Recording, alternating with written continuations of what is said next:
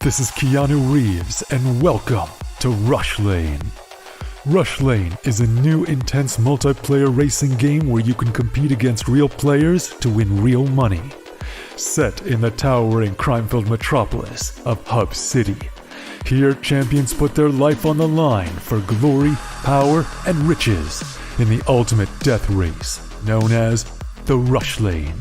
How does it work? Simple. Pay a small stake to jump into the next race. All the stakes go into the prize pool, so the more players, the more money there is to win. Once enough players join, the race is on. Races last just a couple of minutes and are fully automated. Rush Lane is driven by our unique physics-based randomness engine. Starting positions, track segments, and traps are all randomly generated, and we've tested over 10,000 races to ensure no player has any advantage over another. Cheer on your racer as they scream down the winding city streets and through mysterious alternate worlds filled with dangerous traps and pitfalls. The first player to cross the finish line wins the biggest share of the prize pool. But don't worry, the top few finishes are also in the mix to win. The exact number of winners will change depending on how many players were in the race. The more players, the more winners. Rush Lane is live 24 hours a day, 7 days a week, so you can jump into the action anytime you want. Good luck out there, racers. Only on Rivalry.com.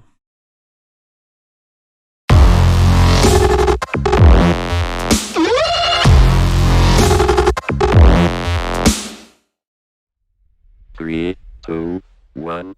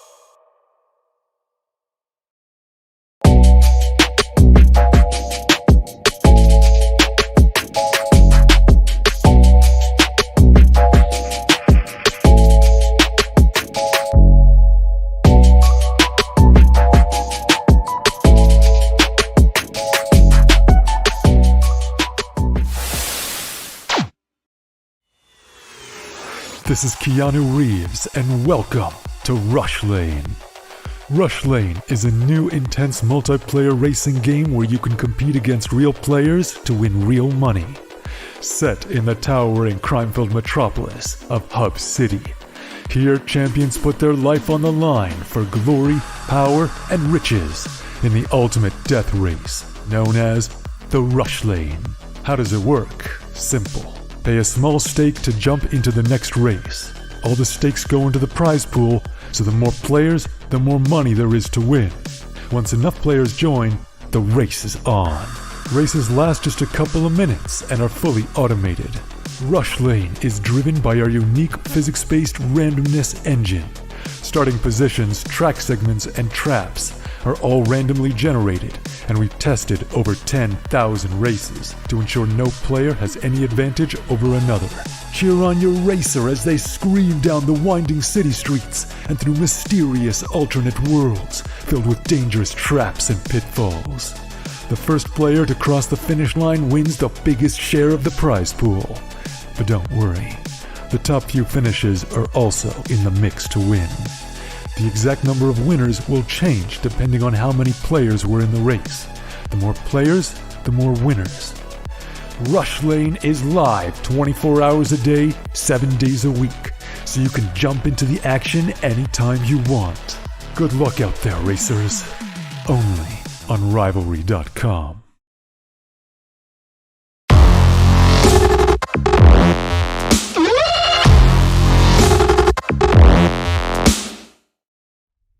Three, two, one.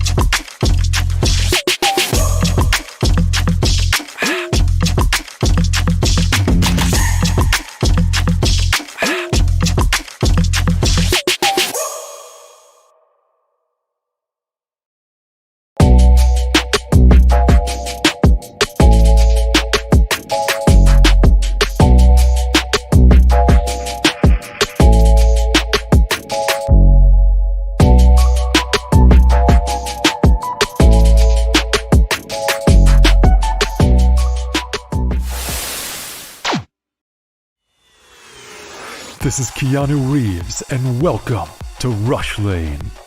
Rush Lane is a new intense multiplayer racing game where you can compete against real players to win real money. Set in the towering crime-filled metropolis of Hub City. Here, champions put their life on the line. Magandang gabi sa inyong lahat. TI Season Dota 2. Pasko, maaga ang Pasko para sa atin lahat mga fans ng Dota ngayon. Ako nga pala si Swarly. Kasama ko ang napakalupit na si Sir G. Ano naman yan, caster name niya may Sir. Sir na Sir. Pero yan kami ang mga magiging taga-salaysay ninyo. Ika nga ng kaibigan namin, caster. Alam mo kung sino sinasabi ko, yun yung lagi yung sinasabi eh. So medyo homage lang tayo sa kanya ngayon. Pero hindi natin i-mention ang pangalan niya. This is gonna be OG versus Thunder Predator. Siyempre, OG, alam naman natin sila yung mananalo ng TI. Joke lang. Walang kabayas dapat ngayon. OG din ako, swear. Like, I'm not the biggest fan of OG, pero I really think that this could be the year na makakapag Grand Slam, or the first Grand Slam. Kasi back-to-back, di ba, wala pa. Pero Grand Slam, itatatak nila yan.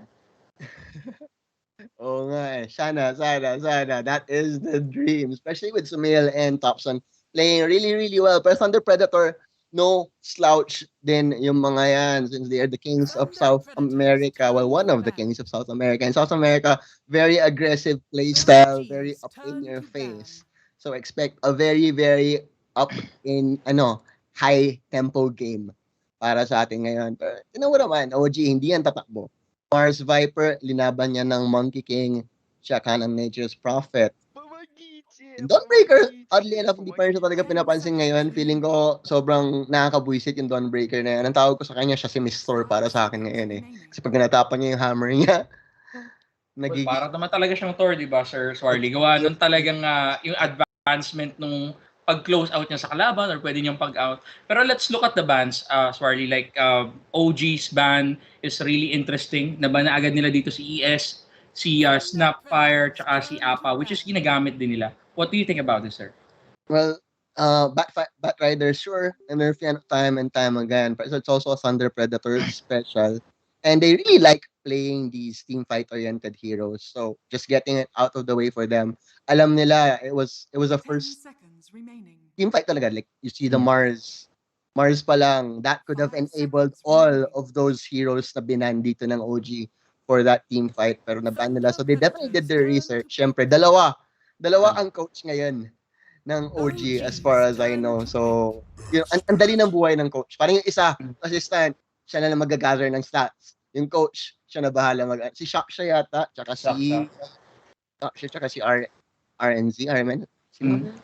Anyway, what one thing na ginawa dito ng Thunder Predator, kasi nakita din nila yung galawan ni Sumail kanina kay Klinks. They actually very smart enough to ban Klinks. At syempre yung isa sa mga gandang heroes dito ni Big Daddy Notel, which is Abaddon. So, ang ganda nitong bans na ito for me. And Abaddon is really that hero that does well against yung mga lineups na pick off heavy. And especially, na pinick up nila yung Earth Spirit ngayon, which is that very, very aggressive roaming support.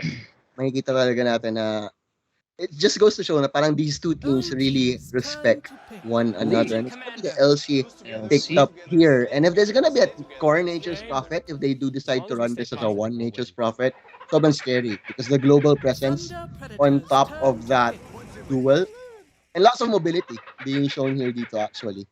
The thing is that aside from the mobility, ramdam ko, Sir Swarly, na si MK siguro magbimid dito. I think this is a Thompson MK game. It's a Thompson hero, pero parang recently I've been watching a few of the games, pero medyo nagbabalik yung Bobo ka Monkey King.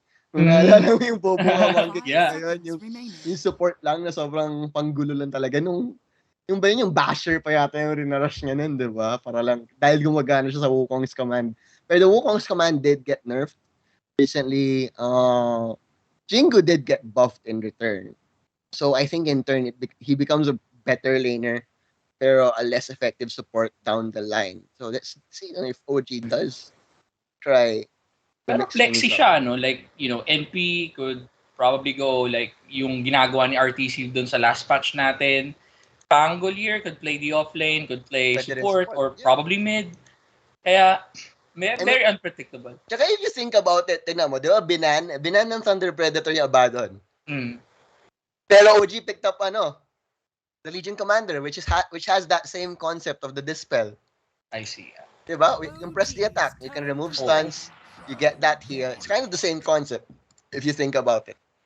And if gagawin man nila na, let's say, support like, kung gagawin nila yung role ni LC para ipapalit dun sa naban na Abaddon, mas maganda siya for me because of the hold. And of course, dun sa, yung damage na kaya ng i-dish. Kagaya nung first game na ginawa ni Seb dun sa kanyang Legion Commander. OG would probably like to pick up what was it? A halberd carrier? Halberd, yeah. For AG. The Stroll Warlord just really, really hates that halberd. And napapansin ko rin sa mga cores nga ngayon, medyo sila, like, you want the cores to be a lot more sustainable. That's what this early TI patch feels for me. One notable thing naman, Sir Swarly, kay Seb is whatever hero he plays, talagang napakadaming utility ng mga heroes na meron siya. Like kanina, the Bloodseeker with the Veil of Discord, Bloodseeker, well, ginagawa naman siya. But the thing is that it just makes me think na talagang ang daming pwedeng gawin na kakaiba ng OG na hindi pa expected ng meta na ito. Well, that is the OG special. Yep. Alam OG talaga style natin of Dota talaga. ever since naman talaga. If someone's gonna pull out a position 1 Dawnbreaker or a position 1 Hoodwink, sila yun. Yeah, sila yun. And of course, let's not forget with the psychological warfare talaga nila na talagang may kasama. Seb is the master of psychological warfare, Sir G. Ever since. And sana talaga mag-eye patch siya pagdating ng main stage para lang for the memes. Kasi diba, he had eye surgery. So, partida pa yan. Eye surgery si Seb, may TI. Parang major eye surgery pa nga daw yan eh. Kasi talagang pinaalam talaga ng OG ng mabuti para lang payagan siya ng doctor because syempre he has to rest his eyes. If you're gaming, if you're playing in TI, that's at least 10 hours of Dota every day. So does it mean na Seb is now playing with like, protective glasses or talagang makapal na just to protect his eyes from radiation? I don't know. Wala silang camera ngayon eh. Like, pero eye patch talaga, no? Ako din, sa totoo lang. No, that was for the pictorial. For the pictorial, eye patch siya. For the memes. At least OG have banned out the Bloodseeker, which does, annoy Pangolier quite a bit as well. And they know the potential of that utility Bloodseekers. And like you said, rinan nila yung kanina with Seb. Honestly, I'm thinking kung ano pang role ang kulang ng OG. But Magnus. Okay. So, Nature's Prophet can still which is which? Well, LC will likely be the Heaven's Halberd guy here. Unless Supercore. Gagawin tayo. Yan na nga. Ang napaka-paboritong line ng OG ang nagpapanalo daw sa kanila ng dalawang TI. Rest in peace. Gadi, mahal na mahal ka namin lahat. Well, dito naman sa side siguro ng Thunder Predator, I think what they're missing is another support hero. Pwede or no? Sorry kasi pwede Mars. Sometimes Mars can be a support if you think about it. So mga tipong Yules ang buuan like. And you will set up for the spear. Yeah. Sure that, pero wala masyadong greedy 'yun. And Mars does need a lot of items, I feel. Hindi siya sure meron siyang bulwark for the tanking. Okay, this is pretty death volley lineup actually for Thunder Predator dito. Muñoz will be taking care of that troll. Si Frank naman dito sa troll. I mean sa Beastmaster. It's gonna be an Nature's Prophet Seb actually. And an LC note, tama, it's an Abaddon. It's an Abaddon switch up. It's an Abaddon switch up for OG. Same concept. You have that debuff, you have that sustain, and you have that control. Probably, bigay na natin, Thunder Predator will win a lot of duels in this game kasi that's a position 5 LC. Kung mahuli niya yung Troll Warlord under battle trance, iiyak na lang si Notail. Patay si Notail dyan. Pero itong nakakatuwa, Sir Swarly, because dati parang ang daming mga tao na talagang may ayaw sa Magnus Pos 1. But for me talaga, personally, it would really work because Magnus has all of the tools para, for flash farming, for escape Exactly. and all. Basta na mo, if he gets some power early, he can You also talking give to it to me? Thompson. Yeah. And that means they have an Talking to me? easy two core carry lineup. Nice. It's a Seb. Seb is a nature's prophet. He'll just be all over the map. He'll be making space. And even then, parang nature's prophet is one of those heroes that can easily transition into a hardcore later on. Kasi ang dali niyang yumaman eh. It's so easy. And Proven Thunder twice. Predator, they have that timer, definitely, I feel, for them. It's Leo style, Frank, Viper, and that Beastmaster, alam mong that they want to be taking towers by the 20-30 minute.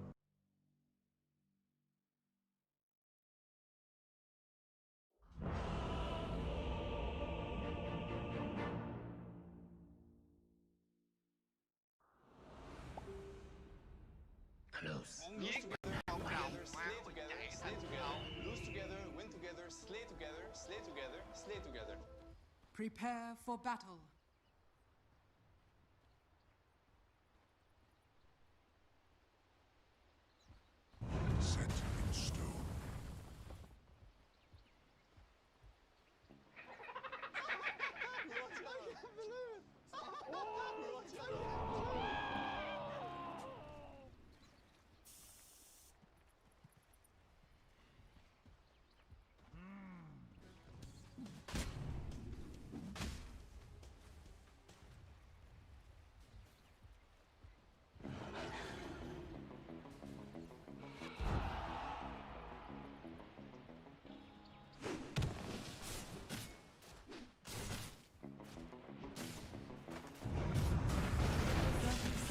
To battle.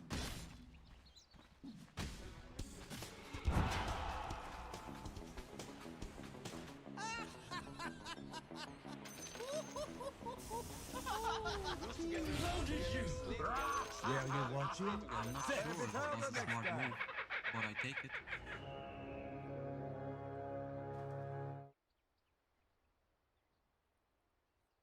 All right.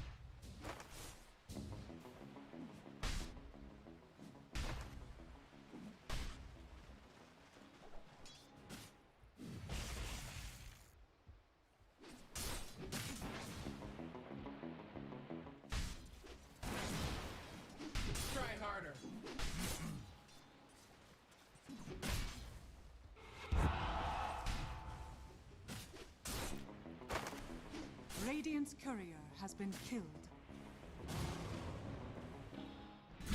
Doesn't even describe it!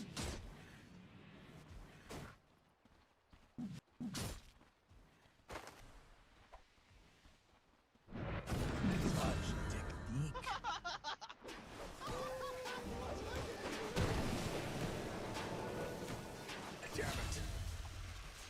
None forget the bite.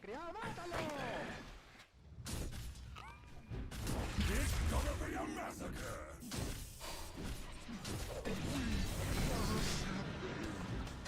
Fortune favors the true!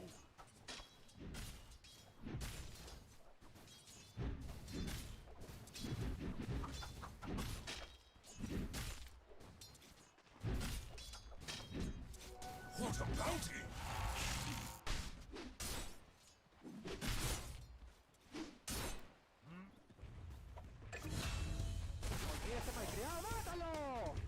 Just don't kill my father!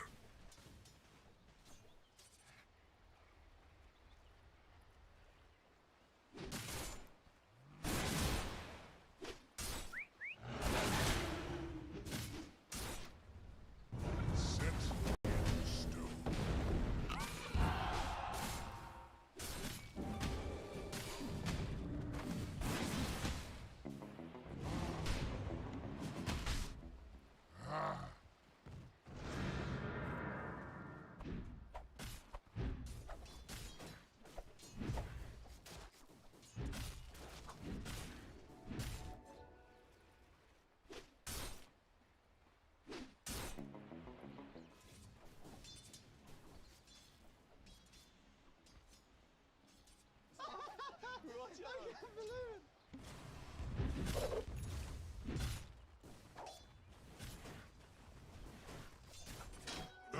Spout!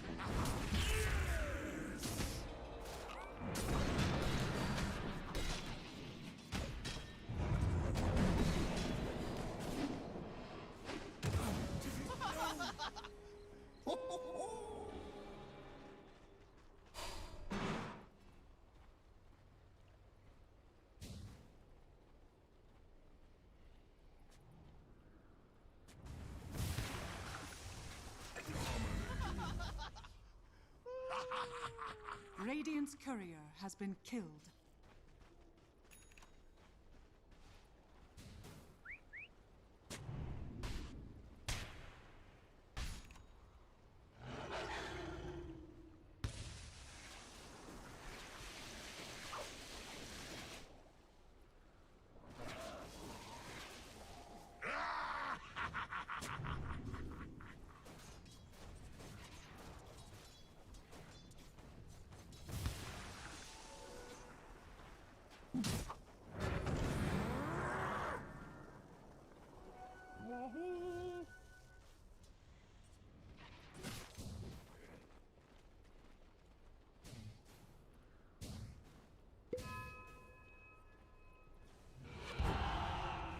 Radiant's top tower is under attack.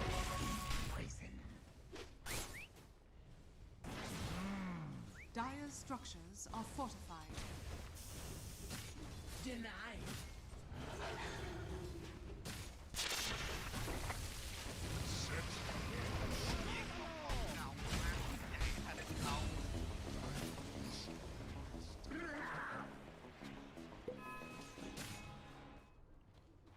Radiant's middle tower is under attack.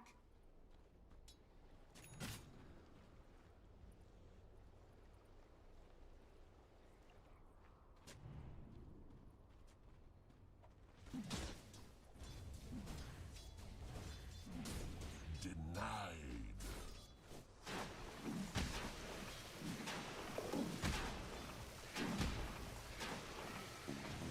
Dire's middle tower is is under attack. Radiant's bottom tower is under attack. Dire's top tower is under attack.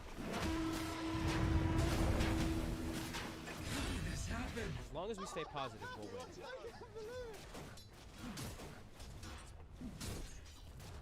Radiant's bottom tower is under attack.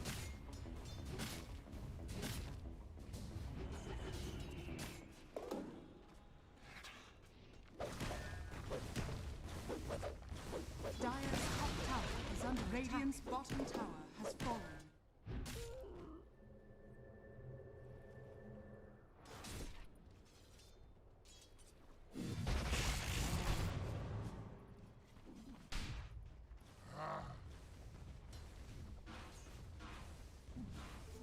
Rehomes on which to waste them. Dire's top tower is under attack.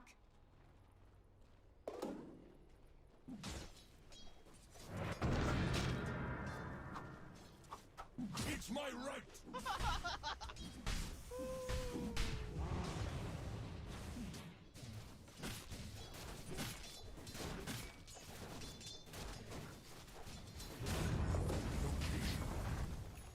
The bounty which my matriarch will prize.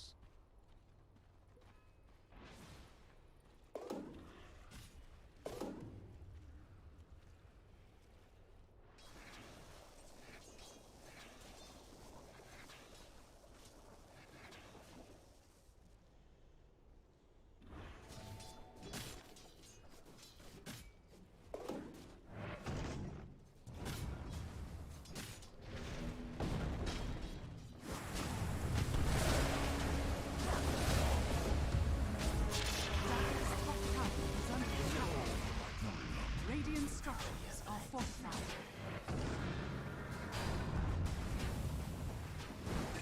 Not think it was possible. Anymore? Dire's top tower is under attack.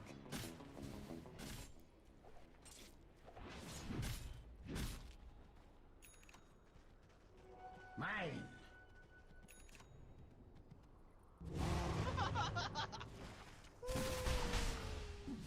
Dire's top tower is under attack. Lose together, win together, slay together, slay together, slay together. Dire's top tower is under attack. Haste!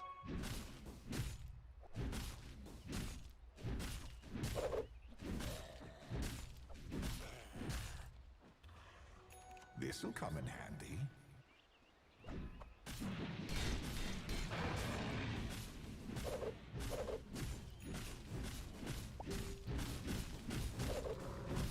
The Monkey King's gratitude is worth more than gold.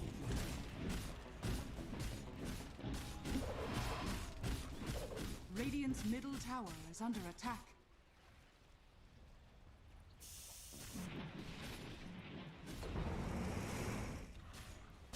Radiant's middle tower is under attack.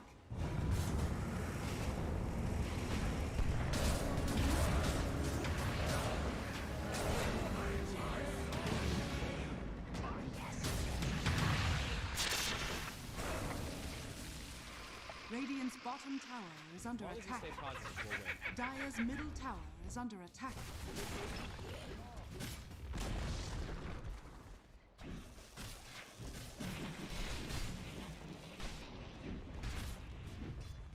Dire's structures are fortified. Radiant's bottom tower is under attack.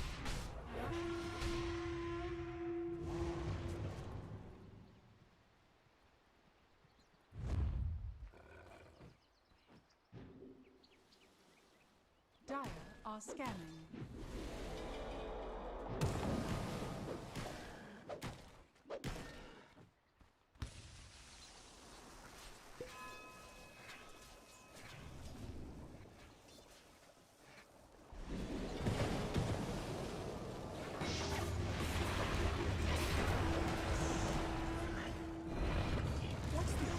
Execution style! Perfect location. Strength renewed,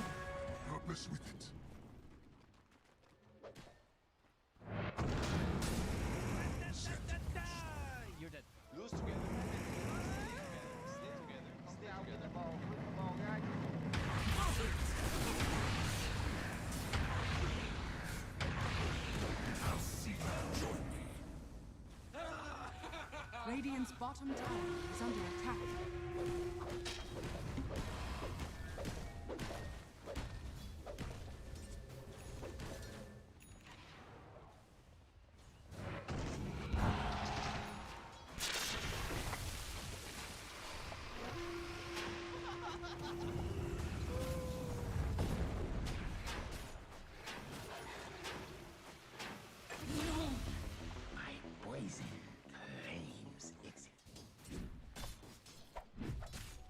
Excellent. Partner. And it's okay. Sobrang okay lang yan. Maski mag Okay na 1, okay lang, ano? maski mag 120 pa si No-Tail. Ay, And they're actually up by 3k gold. okay. Like that, and Sumail already has his dagger. This should be a surprise dagger. This is a smoked up. They're smoked up. So, this is gonna be the dagger reveal. Let's see how many they can get. Sumail Ito na. gonna try and make things happen for Thunder Predator. They spot out mid. Leo style, Leo style. Are you gonna be the victor? Oh my God. Yes, you are. You are back into the tower and double damage. Extra damage for that commander. They might find more rolling thunder, but at the end of almost got two. They could master any bucket strike. Not gonna hit them as well. Pero Radiant's middle tower my is oh my OG. Parang hindi Grabe. sila kinain sa lane eh, no? Dire's top tower Totoo, is under totoo. attack. And talagang dito pumapasok yung sinasabi ng mga tao at saka yung sinabi mo kanina na talagang ang OG gusto magpagulpi sa una. Ang ganti ng api. Kaya nga mahal na mahal ng Pilipino ang OG. Kasi parang Hinebra yan eh. Hinebra ng Dota. Ano? Ito ng Dota yan. Never say Never die. say die. Ay, Sumil. Nakukuli yata si Seb dito, partner. And there we go. There's si kill for troll. Pinap niya naman yung SS niya doon. So, Seb was Nahuli actually... siya. So parang pinagkaya ko, nahuli na siya. Okay lang yun. Nahuli na lang. Radiant's bottom tower is under attack. Nakakatawa pa doon. Ginamit din ng Thunder Predator yung Seb na na chat wheel. You lose together. Matic na yan. Dire's top Matic. tower is under Matic attack. na yan. If I'm not mistaken, South America nga. Tama ba? Peru yata to. Pero South Peru. Africa yan. Wow. Ano Peru pala. yan? Pico Peru. Yung laging katabi ng Philip. Di ba pag nagsa-search ka ng country, pag may drop down na menu, tapos lalagay mo kung taga saan ka. Laging katabi natin yun eh. Peru eh. Peru. Philippines, Peru. Magkatabi yun eh. Peru, yeah. Viva Peru. Viva Peru. Ito, huli yata dito si Seb. Oo nga. But, ayun, Ayun, nag-take care nasobrang kay the ward. Ward is gonna spotting out. Pero sino ba talaga ang nahuli? Who's so yata dito ang magiging ally ng Thunder Predator? Will be able to create some distance. But they're gonna find him. They're gonna find him exactly where he is. And they're only pulling out them. Share and pops the tips will come through and ratatatata. You're dead. Sabi nga dito. Yun talaga ang I think sobrang expected nga talaga na alam mo yun, like talagang bumabawi ang OG pagka mga mid-game na, but ito under 16 minutes they're planning to take. Pangamatay lang siya and MJZ can do but watch here and Seb will be able to TP. Walang bawi ang Thunder Predator. OG on a roll. 5k gold lead na nga dito. And No-Tail, will you be able to do something here in top lane? You will be available. Pero MMG already with the battle. This is not the nicest timings for battle. By the way, Seb will be able to get to Sprout and the Battle Fury. Well, will be there to well. Damage, it's not enough. It's not enough. He's gonna be able to use Battle Card. And this is gonna be the get out of dodge. Dito para sa OG. Pero okay lang. Walang dual damage.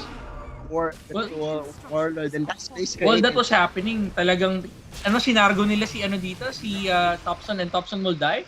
RP was actually committed but wala na masyado follow-up after the RP. Medyo a bit, it was a very all over the place. Tinan mo to, Thunder Predator yata yung no? Yung offended. Ay, I see. Oh, si Seb nga, Sorry, RP was not committed. Finake lang pala ni Sumail. Oo nga, ganun kagaling si Sumail. Maski caster. Na-fake niya ako. Akala ko nag-RP talaga. Yung pala, wow, hindi pala. Pinake niya lang yung And Matt was already very close to his Black King bar. just a few more waves. Staying in this dire triangle. Home, sweet home for any carry in this game of Dota. Item check He tayo does- dito kay Gets a Magnus. Brigands. Play. Actually, pero that power sa pala mahuli dito. The spear will connect him, push him to a wall. Pero this Magnus, he's a very thick boy. He's gonna be okay. 2,300 HP. No one's gonna burst him down. Plus the fact na may RP pa siya. There's no way Thunder Predator would have forced that. Ayan na, Play. mukhang mamamatay dito si Saksa. Dyer's He's making space. is under He's making attack. space dito. Lots of items. Grove Bow being picked up by Nature's Prophet as well. And Brigand's Blade being held on by Seb dito. Medyo bago yan yung Brigand Blade as far as I remember. It's a very early new item. Kasi parang madalas na inaano, pero it's gonna be a very fast Roshan. Will they be able to check this? I don't think so. They kept walang bawi ang OG dito, but it's okay. MNZ, if he dies the once, he doesn't have BKB yet. And he'll only have one battle trance. So, Well, second life ni Troll not gonna be as effective. Radiant's bottom tower is under attack. na-takedown pala doon ng OG yung tier 2 tower while Thunder Predator was actually busy with May Roshan. bawi naman, may bawi pala. Kinuha ni Seb yung baba. May bawi pala. Kala ko walang bawi yung OG. Hindi papayag ang OG na wala Hindi pa silang bawi. payag. But I think Seb is in danger here. Is Pagka na-spot na. Oh, hindi. dito, Nagkikita siya. nakasmoke dito ang OG. This could be a bait and switch here. There's Saksa and company. They're just gonna try and keep control of the high ground here. It's dire triangle. They spot out Mars. So they know may balat dito on Thunder Predator. There's Sebi just gonna push out the top lane. Working towards his BKB and then an AC afterwards. Tapos mag-shards din siya. Ano nga ba yung shard dito? Ng Nature's Prophet. Ooh. May entangle. Bago na siya. Ay, sorry. And then Sprout. Okay, the shard basically walang kwenta na yung Battle Fury ni Troll. Kasi pag mag-cut down siya ng puno, magiging 3 yan. So, Rolling Thunder na dito sa bot lane. Knocked out twice. Mars will be caught out. Duo will be there, but he's not dying. He'll be able to cast first. He's the first ball here. Nature's Prophet cut off into the backline. LC very, very low, but he will survive. Looks like not so fortunate. And this is a very chaotic fight for both sides. 3 down already on Thunder Predator. Frank and Troll Warlord trying to chase someone. Right? The Aegis. The Aegis, so they're gonna try and fight this down, but it's a power. Not the best scenario ever. See, there it is. The battle trance is gonna be there, but they don't care. As it says, number 2, the most likely. Yung pala yung battle trance. Kala ko battle trance na yun kanina. Masyado ako na-excite. Hindi pa pala. Ngayon lang clean up. Pero gusto ko pa naman sanang i-comment partner si Troll kasi ang ganda kanina nung question na dito sa may taas. Like, he's pre-hitting Seb and the company pero the thing is that naubos yung kakampi niya at napatay pa siya ng 2 beses like spending the ages for that encounter. Whew. Grabe. Medyo intense yan. Intense, yes. Okay. Break it down, partner. Ikaw muna bahala. Grabe. Alright. But the thing is that, parang this is something na talagang pwede nang i-push ni OG hanggang tier 3 tower, given the lead that they have right now. And eto si Saksa naman, ang kanilang naispatan is Saksa is in danger and Saksa will fall. Moose and Leo style with the combo kill. But eto naman, nandito si Thompson. Gusto nilang bawian and that's the response dito ni Seb na roar dito. But then again, patay dito si Frank. Filthy Frank, you are down. Patay din ng dragon mo. Walang how to train a dragon part for this That was a time. favorable trade. That was a position for offlaners. Talagang, okay, they're really reading the map well and the mobility. You know, you have a Monkey King, you have a Nature's Prophet. It's so scary thinking about how those two guys can just be all over.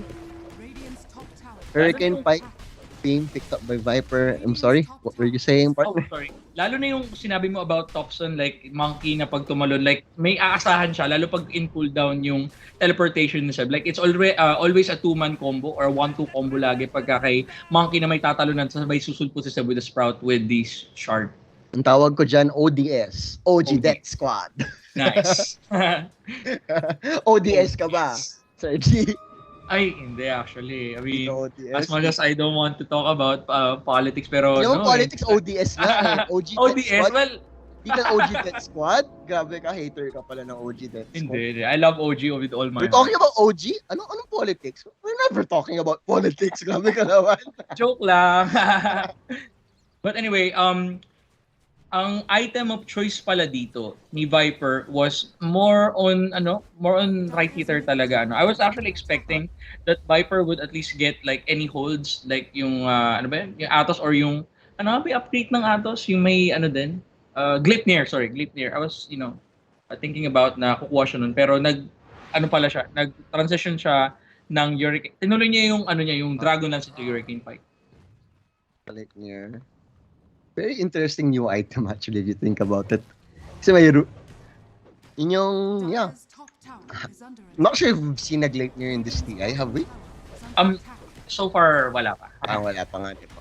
Parang sa pubs, like, nauso siya kasi syempre Viper Viper plus BOT tas 𝐓𝐇𝐄. Okay. Anyway, kinakatok na nila dito, partner, ang tier 3 tower, and tier 3 tower is now down. At and they don't care. I mean, may mga tao dito sa Thunder Predator and they keep hitting the barracks. Ulti was given here by Monkey King, and Monkey King with the BKB, wala pa rin siyang pakialam. Thompson hitting everything. And I guess they'll be bailing out after that. Wala lang. Naggamit na lang tayo ng mga ultimate dito, pero Moose, he'll be trying to find someone where too much space has already been created. And OG, they are gonna be fine. They do stay positive. PMA nga daw, sabi PMA. ni Fox. Not unskewered. PMA. But anyway, so they're retaking the etong kanilang outpost. Talagang yun ang gusto lagi ng OG, like every time, like kanina sinabi ko din kay Sir the moderator, under 20 minutes or a little bit under 20 minutes, talagang ang trip ni OG is yung outpost talaga. Well, it's well explained naman ni Sir Moderator kanina, and I got it actually, na talagang yung choke point pala talaga yun, like, Plus, it's map control, it's passive experience, lalo na that the max level is level 30 these days. Talagang you want as much XP as possible, and it's much easier taking outposts now than it was before, kasi parang tier 1 tower na lang yata yung kailangan mong patayin to get an outpost. MNZ will be working towards this Basher now. Pero, at this point, it feels like it's a 1 on 5 dito. Kasi MNZ, he's the real hero right now. Leo style Viper, this is the time where you usually do taper off as a hero. Kasi, you're not getting towers, you're not forcing the issue. And sure, you have break. Pero, is there like a necessary break for your Nether Toxin dito against OG? There's Jingo, pero Jingo has so much range, so he doesn't really care too much. Very easy to work around. I think Seb will be leaning towards building yung Nullifier. Or ano ba to? Nullifier nga ba? Yes. Right? Okay, Nullifier before going for that shard. And he's farming so fast. This is basically a tri-core lineup na nga talaga. And it's kind of expecting Leo style just dying so very easily in the bot lane. And wala akong pakialam eh. Seb is like, yeah, I'll just farm. Kaya nyo na yan.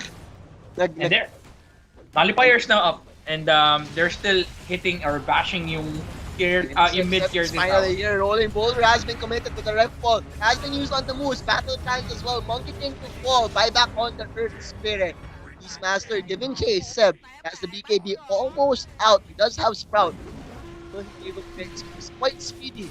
This KG Prophet trying to go for a very, very hopeful he's out. They're not gonna work out as he will be the one to fall. Very messy fight for OG. Medyo na-excite. Rev call from Sumail. Only onto one. Oddly enough. And that was Moose. That was the Earth Spirit. Medyo na-excite. OG lang. Overconfidence. That was that. Seriously, napatayo ako doon. I thought na makakatakas pa. But then again, may Yules pala doon. So, talaga sabi ko, please, makatakas ka. But then again, di talaga hindi nakuha. are fortified. Pero Troll, I think partner Troll is speaking here with the BKB, with ano ba to? Dasher pala siya.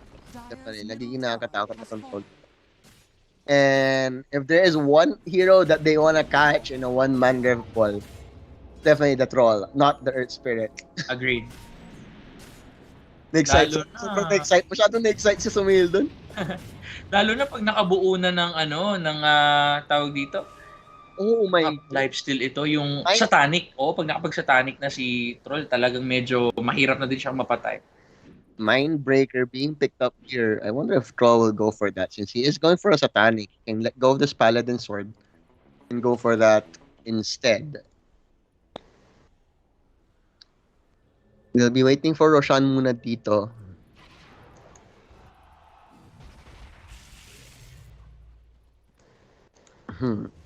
Ito, nagkakantatsahan sila, I think.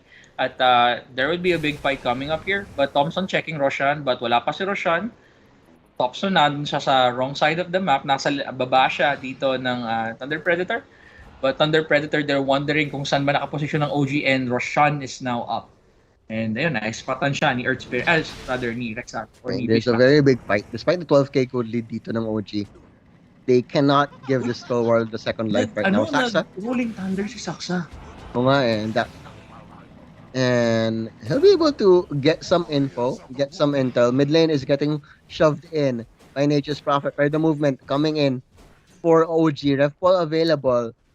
Roshan not dying that quickly, pero in position na ang OG dito from the south while the split push is happening. Topson is gonna go right in with the Wukong's command. He's gonna survive so tanky with that Wukong's command armor. Arena of Blood onto the other side of that. Rev ball, will it catch enough? Yes, it will. It's gonna fight for a warrior, but the battle dance is gonna be there. He's gonna heal right back up. 4 HP once again on to Munoz and Sumil. He's not gonna be able to stand so against that guy. And damage a bit confused there, but OG did go for the split push. But Nature's Prophet actually joined the party now, though. And to die. Joined the party to die.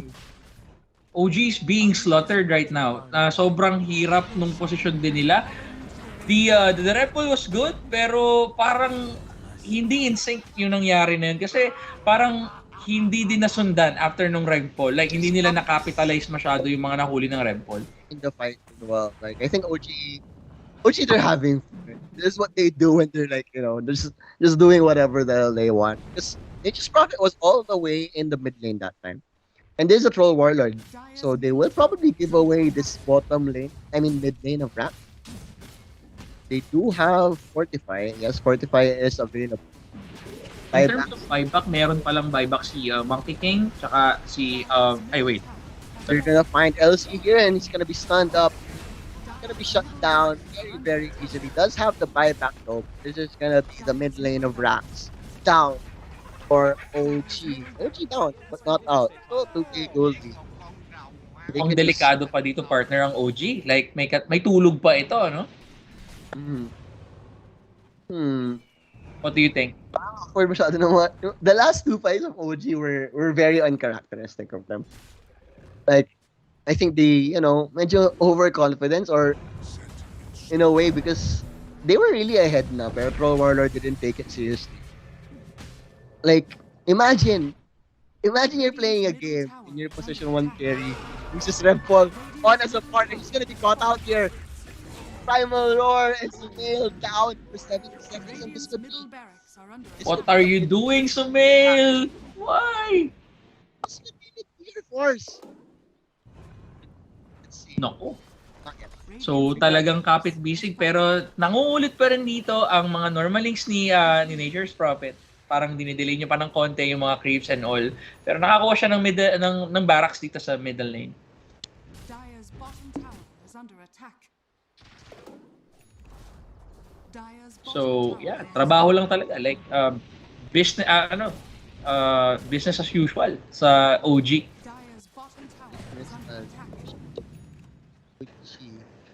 I think anyone's game still at this point. The next 2 to 3 fights will determine the winner. Radiant's top sobrang bilis din Sir Swarly mag-shove ng OG dito ng lane. Like the top tower or rather the top tower is now shoved hanggang sa tier 3. May dalawa palang malaki na treant spawn si Nature's Prophet probably because of the shard.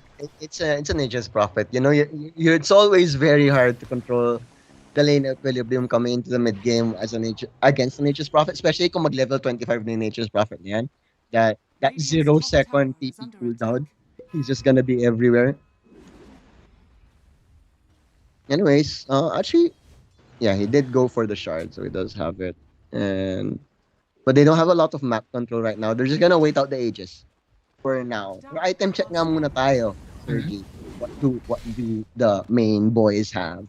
Alright. So let's try to check muna kung anong item ni Mars. Mars has the Use-Setter of Divinity and Blink Dagger. Of course, with bubuo na siya ng BKB. While Troll, which is getting scary na, I think, buo na. Actually, buo na ang kanyang Satanic. It's in his backpack. Pero probably gagamitin yan pagka na pop si Aegis. Viper naman, BOT, BKB, and Hurricane Pike. While Beastmaster, of course, the casual Helm of the Overlord, Dagger, and Face Boots. Sa OG naman, item check tayo kay Legion Commander. So, support to. So, since post 5, meron siyang 4-stop, Orb of Corrosion. While post 1 Magnus naman is with Satanic. Ayun, Satanic pala siya. Satanic, Echo Saber, BKB, and Dagger. While for Seb, which is medyo masakit siya. Ito, Nullifier. Pero, speaking of Seb, nahuli si Seb dito. And Seb is in danger. Oh, he's alive!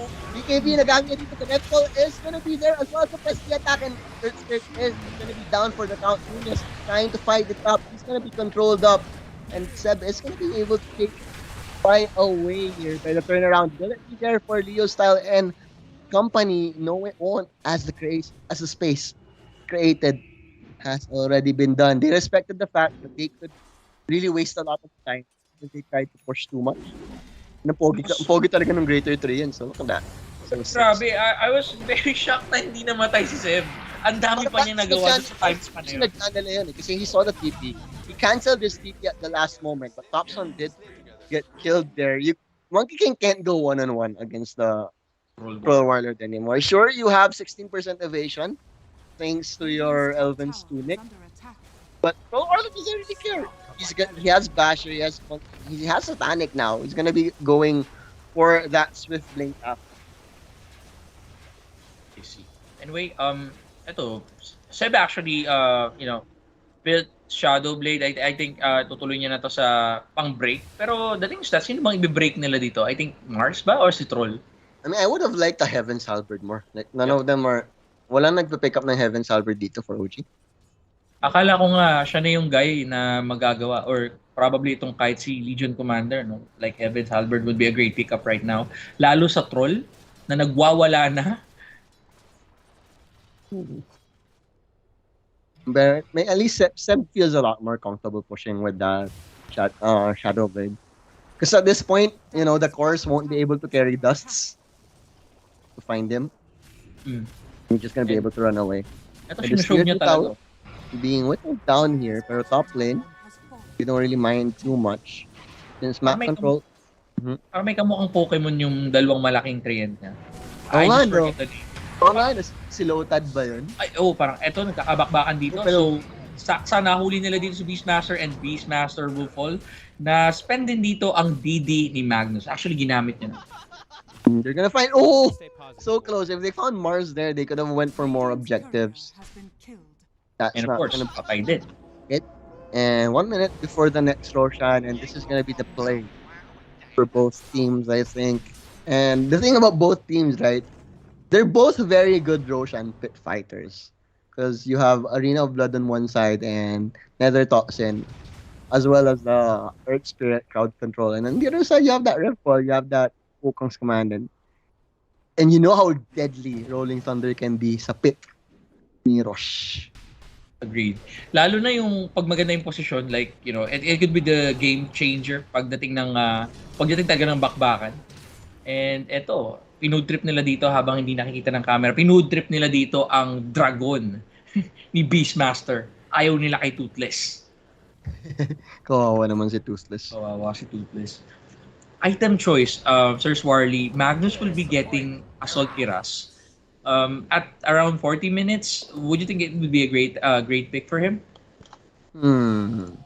Well, physical damage naman talaga ang threat dito sa Thunder Predator. So, extra armor, it's always good, I believe. So ito mo may magaganap na magandang laban dito sa bottom lane. Both teams are sizing each other up. Pero nakahiwalay dito si Saksa, Troll, and some of his companies or some of his buddies are in the middle lane. Samantalang si Seb tuloy pa rin ang pangungulit. Nararamdaman siya dito ni Earth Spirit, pero Earth Spirit trying to locate where Seb is. So far, ayan, mukhang delikado dito si Saksa. Saksa, can you go out? Saksa, na-root siya dito, and Saksa will fall. BKB was committed here by Troll Warlord, but yun, that's Saksa for 64 seconds. Walang Saksa for 64 seconds. Ooh, so many neutrals being picked up here by OG. They have the flicker available now. Trickster's Cloak. And they got Witchbane. So it's gonna be very mahirap din pala, partner, kay Topson to transfer, rather para maglaro dun sa punuan. Gawa ng mga chewables na ibon nitong si Beastmaster. Yeah. Lagi siyang nahuhuli. It's gonna be quite hard nga because he can't play as sneaky as he usually plays. But Roshan is available now. So let's see if both teams will try to just posture for it or will they go for a smoke play. I believe may smoke pa naman. Wait, walang smoke ang OG ngayon? Well, both bold prediction. I think whoever gets the next Roshan would probably mga 70% win the game. Well, just a bold prediction of mine. I mean, it depends on how much they get from the power play, diba? Yung if they get more objectives after that, if they force buybacks, still gonna be that question. Well, since you mentioned buybacks, buyback status natin, it's only Trend Protector, Viper, Beastmaster, actually lahat meron except Topson and MNC. So it's gonna be magiging mahal. It's gonna be a very expensive fight for both teams. Whatever happens, this Roshan will be set up here very deep. Nature's Prophet is actually just shoving the lanes as much as possible. They're gonna spot out the Troll Warlord though, and they don't see anyone else. They see the Viper all the way in mid lane though. This could be enough intel for OG to finally figure out if they can make a play or not. They're respecting the Troll Warlord. Kanina pa daw nila hindi nire-respect yung Troll Warlord. Ngayon, respetuhin na natin.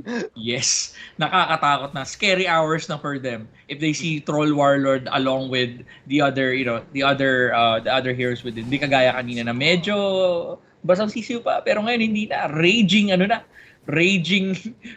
dragon na din. Hindi na sisiw. Raid boss, ika nga. And let's see, Notail? What does Notail have right now? Notail doesn't even have dagger just yet. Okay, siya yung halberd. Siya yung designated halberd. Because he's a position 5. Give him 20 minutes pa before he gets that. Pero sobrang kulit ni Seb, Sir Swarly. Like, Seb is doing all his best to show the lanes and to get a lot of objectives, like yung even his treants. Sinasagad niya talaga ng tira hanggang sa barracks. Bot lane though, Seb. Mukhang na-assign na talaga sila sa pagkadaga ni Seb, pero he's gonna be fine. He does have that silver edge. Buybacks have already been committed. That's just the Earth Spirit. But this is gonna be an uncontested Roshan right now for OG. And Topson picks up that second one.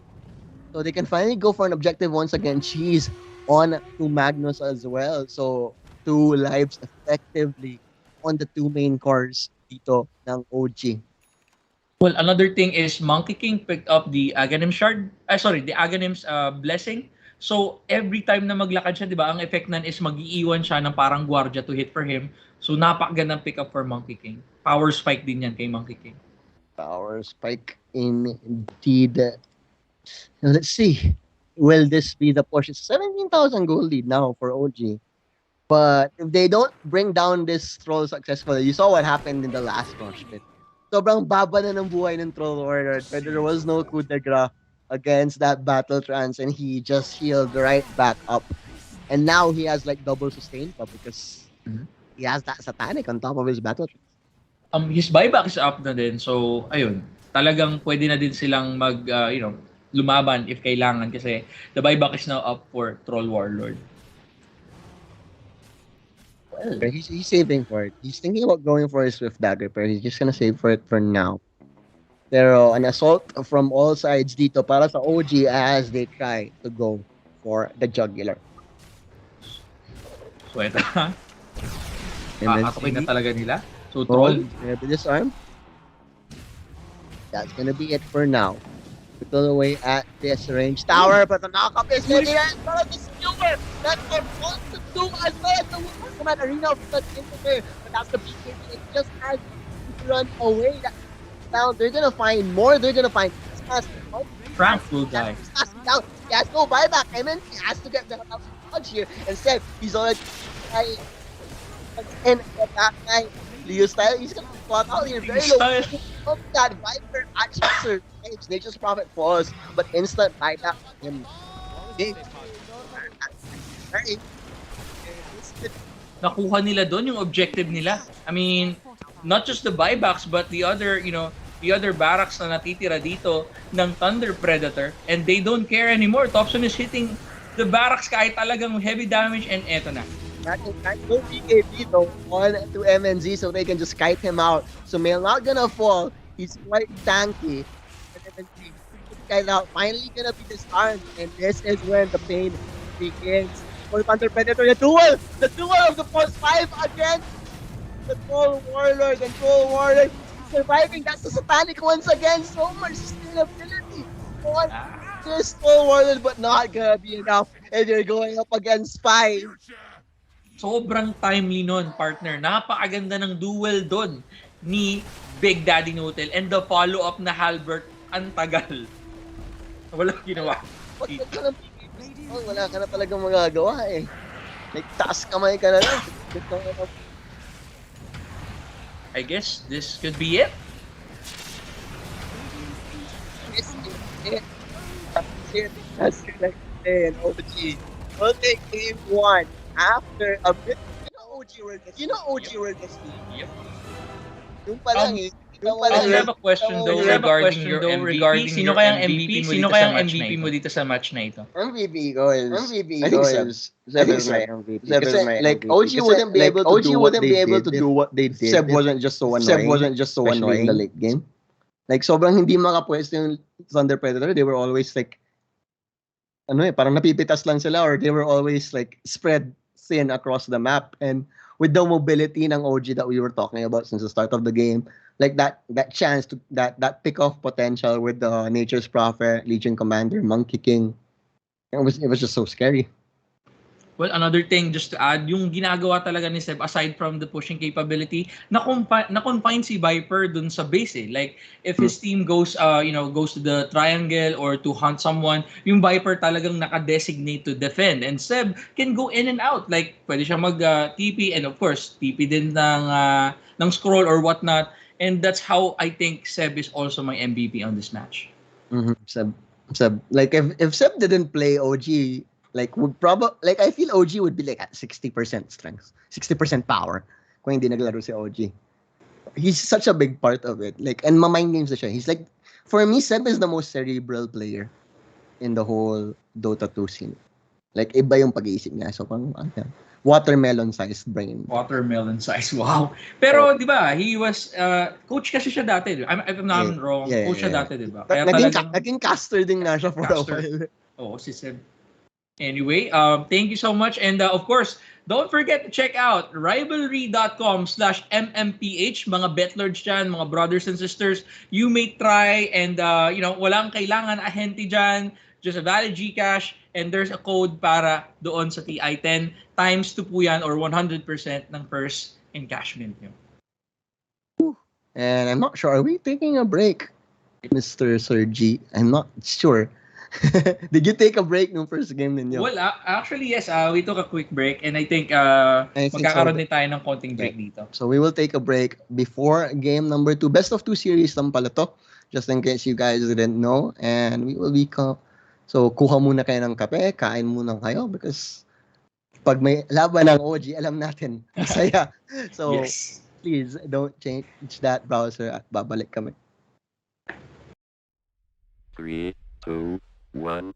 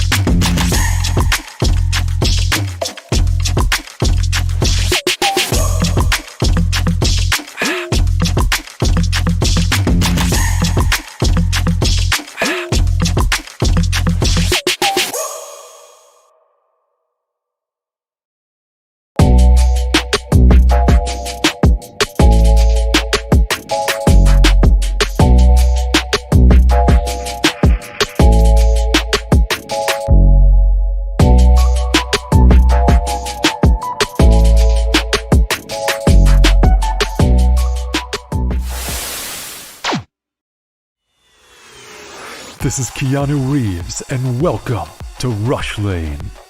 Rush Lane is a new intense multiplayer racing game where you can compete against real players to win real money. Set in the towering crime-filled metropolis of Hub City, here champions put their life on the line for glory, power, and riches in the ultimate death race known as the Rush Lane. How does it work? Simple. Pay a small stake to jump into the next race. All the stakes go into the prize pool, so the more players, the more money there is to win. Once enough players join, the race is on. Races last just a couple of minutes and are fully automated. Rush Lane is driven by our unique physics-based randomness engine. Starting positions, track segments, and traps are all randomly generated, and we've tested over 10,000 races to ensure no player has any advantage over another. Cheer on your racer as they scream down the winding city streets and through mysterious alternate worlds filled with dangerous traps and pitfalls. The first player to cross the finish line wins the biggest share of the prize pool. But don't worry, the top few finishes are also in the mix to win. The exact number of winners will change depending on how many players were in the race. The more players, the more winners. Rush Lane is live 24 hours a day, 7 days a week, so you can jump into the action anytime you want. Good luck out there, racers. Only on Rivalry.com.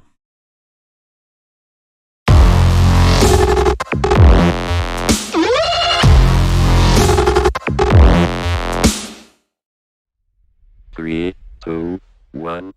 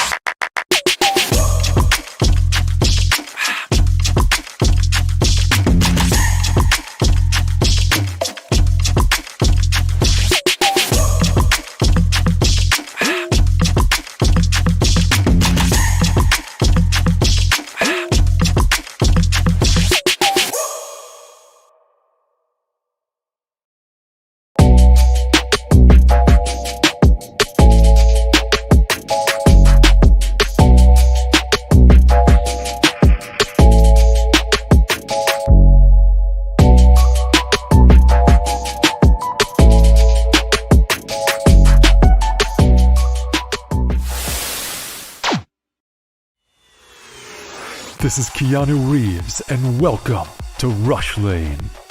Rush Lane is a new intense multiplayer racing game where you can compete against real players to win real money.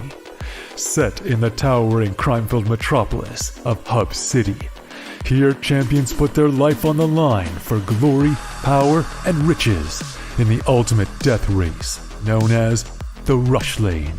How does it work? Simple. Pay a small stake to jump into the next race. All the stakes go into the prize pool, so the more players, the more money there is to win. Once enough players join, the race is on. Races last just a couple of minutes and are fully automated. Rush Lane is driven by our unique physics-based randomness engine. Starting positions, track segments, and traps are all randomly generated, and we've tested over 10,000 races to ensure no player has any advantage over another. Cheer on your racer as they scream down the winding city streets and through mysterious alternate worlds filled with dangerous traps and pitfalls. The first player to cross the finish line wins the biggest share of the prize pool. But don't worry, the top few finishes are also in the mix to win. The exact number of winners will change depending on how many players were in the race. The more players, the more winners. Rush Lane is live 24 hours a day, 7 days a week, so you can jump into the action anytime you want. Good luck out there, racers. Only on Rivalry.com.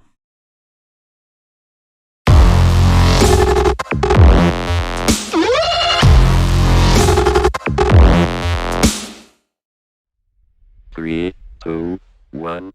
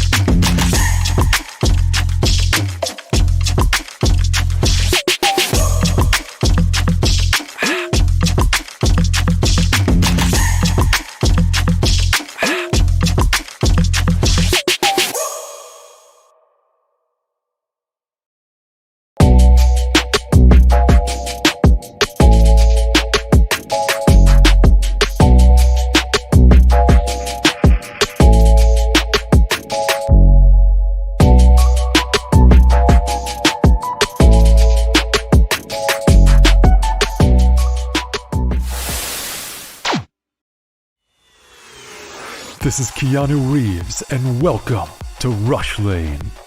Rush Lane is a new intense multiplayer racing game where you can compete against real players to win real money. Set in the towering crime-filled metropolis of Hub City. Here, champions put their life on the line for glory, power, and riches in the ultimate death race, known as the Rush Lane. How does it work? Simple. Pay a small stake to jump into the next race. All the stakes go into the prize pool, so the more players, the more money there is to win. Once enough players join, the race is on. Races last just a couple of minutes and are fully automated.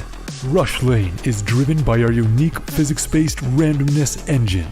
Starting positions, track segments, and traps are all randomly generated, and we've tested over 10,000 races to ensure no player has any advantage over another. Cheer on your racer as they scream down the winding city streets and through mysterious alternate worlds filled with dangerous traps and pitfalls. The first player to cross the finish line wins the biggest share of the prize pool. But don't worry, the top few finishes are also in the mix to win. The exact number of winners will change depending on how many players were in the race. The more players, the more winners. Rush Lane is live 24 hours a day, 7 days a week, so you can jump into the action anytime you want. Good luck out there, racers. Only on Rivalry.com.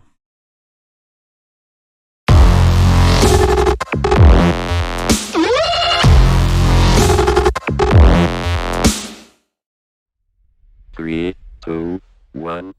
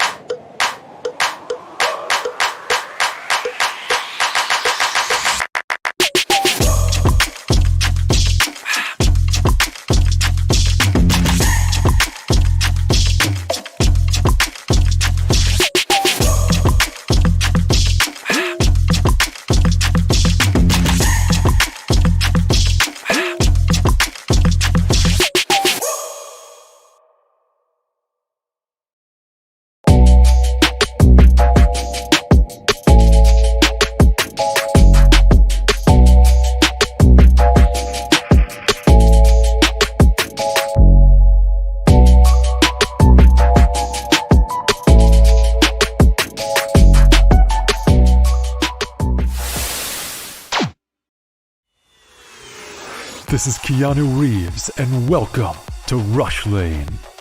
Rush Lane is a new intense multiplayer racing game where you can compete against real players to win real money. Set in the towering crime-filled metropolis of Hub City. Here, champions put their life on the line for glory, power, and riches in the ultimate death race, known as the Rush Lane. How does it work? Simple. Pay a small stake to jump into the next race. All the stakes go into the prize pool, so the more players, the more money there is to win. Once enough players join, the race is on. Races last just a couple of minutes and are fully automated. Rush Lane is driven by our unique physics-based randomness engine. Starting positions, track segments, and track. At nagbabalik ang OG versus Thunder Predator. Ako pa rin ang kasama niyo si Swirly. Kasama ko dito ang napaka-poging si Sir G. I only wish that I could grow a beard like you, Sir G, but I cannot. I do not have enough testosterone in my body para dyan. Pero, Sir Swirly, believe it or not, when I was in college, like 12 years ago, wala talaga. I tried one time, minoxidil. Not to promote the minoxidil, but tinubuan ako Di ba sila sponsor? Di ba sila No, sponsor? hindi ako sponsored. Pero ang dami talaga. Like, tinubuan ako ng daming pimples. Pero after like a year or two, ayun na siya. Like, wala sa pamilya namin ang may ganito. Ako lang. Oh, wow. Ikaw lang. Ayos. Jackpot. Pero it's a blessing and a curse at the same time. Blessed by gay Ben, as we like to say here in the Dota world. We are still blessed because we're going to be seeing a lot more OG in this tournament. With the way they've been playing, they have yet to be beaten in this day number 1. They are now 3-0, I believe. I'm not sure how the point system works, but they are now 3-0 in terms of matches. And Thunder Predator, I mean, there were scary moments against Thunder Predator earlier, but I felt that OG were just having fun. You know, like, I didn't really feel that they were that much threatened. Thunder Predator gonna be picking up the Mars yet again. Monkey King actually gonna be the one banned out here for OG. So it's gonna be interesting. We're gonna be seeing a new Sumail hero. Maybe a Pugna, another one of my favorite Topson heroes, I mean. Sobrang fun kaya magpugna ni Topson. Nagdadegon talaga siya. And of course, yung iconic na pugna ni Topson nung TI9. Like, doon ko talaga nakita na, bakit ganito kalakas tong pugna na to? Na parang, whenever, Topson is one of the best, but the thing is that iba talaga, iba yung kamada ni Topson pag siya yung nagmimid. Ano siya parang pub star. Pub star kasi si Topson na nadala niya talaga yung style of game niya sa pros Not a lot of pub stars can do that Pero Topson did it perfectly. And look at this. Look at this scary opening pick for OG. Tidehunter in to Snapfire. Kisses on top of the Ravage. I-Ravage ka na, hahalikan ka pa. Anong gagawin mo as Thunder Predator? Si Lola Remedios yan Talagang inilalabas niya lahat ng maiinit na galing sa lalamunan ng kanyang alaga na dragon. Si Lola Remedios. And Tidehunter actually, it could also be a mid hero if they find a good lineup matchup for it. Still, Anchor Smash on top of the Orb effects. And Thunder Predator will be picking up Weaver here. Weaver did get buffed quite a bit. Swarm is very effective against strength-based heroes, and it takes a lot more hits to destroy the Swarm now. Well, kanina, coincidentally, Sir Swarly, Topson actually used Tidehunter as a mid hero. Parang first game yun, kanina mga alas 4. Talagang ang lakas. Like, as what you mentioned about the orb effects and all, hindi siya nag-rush ng dagger, but he does his thing, makunat, and he's dealing tons of damage in team fights. Ooh, kaya nga Let's see. Maybe. But it's too early Unless Thunder Predator just don't care about that Tidehunter pick. It's gonna be easy to counter him. Get that break. YOLO talaga mind style lang mind style ng OG Like there was actually really scary hours kanina, lalo na nung isang team fight sa Roshan na nagulpi sila. I was actually very convinced na teka, talo na yata si OG. Pero wala, they actually turn it around and nagawa nila talaga na tapusin by the rat tactics din ni Seb. Tsaka, nakita mo naman in the latter part nirespeto na nila si Troll Hindi na sila yung bara-bara lang sa Troll Pero Sumail, one of his heroes will be banned out here. One of the players that does like playing that carry Leshrac. Okay. I mean, actually sila magbaban pala nun and Bone Clinks will be banned out. Baliktad pala. Sorry, baliktad pala. Ang nakita ko dito. It's Clinks being banned out by Thunder Predator and Leshrac being banned out by OG. 2-0 si Sumail today kay Kling. So I think he deserved respect. It's just the respect, diba? Ang galing, like, you don't give away a hero that Sumail wants to play, especially na alam mong gutom siya ngayon. He's with such a good team right now. Like, akala ko nga hindi siya lalaro sa OG kasi there was a time na natanggal din siya sa OG. I'm not sure parang nag-break lang yata siya nun. Kasi, just like in many things, just like in many other things in this world, you need a break. You need some sort of detox. Napakaraming tao nagsasabi na no Ana, no TI, but look what Sumail brings to the table na ginagawa ngayon ng OG. Sobrang gutom na talaga ng playstyle nila. I mean, and even Jerax, Saksa talagang nagagampanan ni Saksa yung kanyang Saksa has always been one of those high MMR support players. Because naman, pag solo ka, diba? Parang as a support, it's very hard to rank up. And Saksa has always had that reputation. That guy from Macedonia. Saksa. Macedonian pala siya. Alam ko Macedonia siya. Let me check. Let me double check para walang mag-away sa atin sa chat.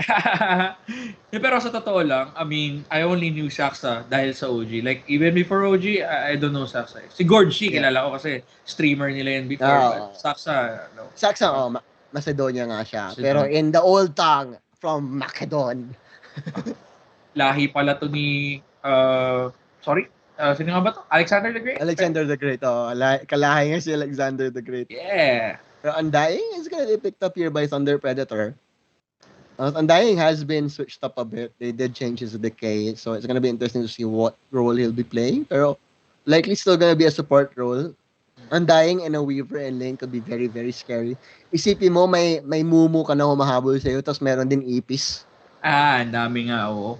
Plus, again, sobrang pesky talaga ni Weaver. Kahit anong gawin natin. Kahit anong build yan, sobrang pesky na. And sobrang hirap talaga. And without like a real lockdown, sure you have a Fissure, you have Snapfire Cookie, you have Ravage, pero medyo kulang pa rin siya, I feel. They need a lot more hard lockdown. Feeling ko kailangan nila ng mga instant, tawag doon? Yung mga instant disable, like Hex or whatnot.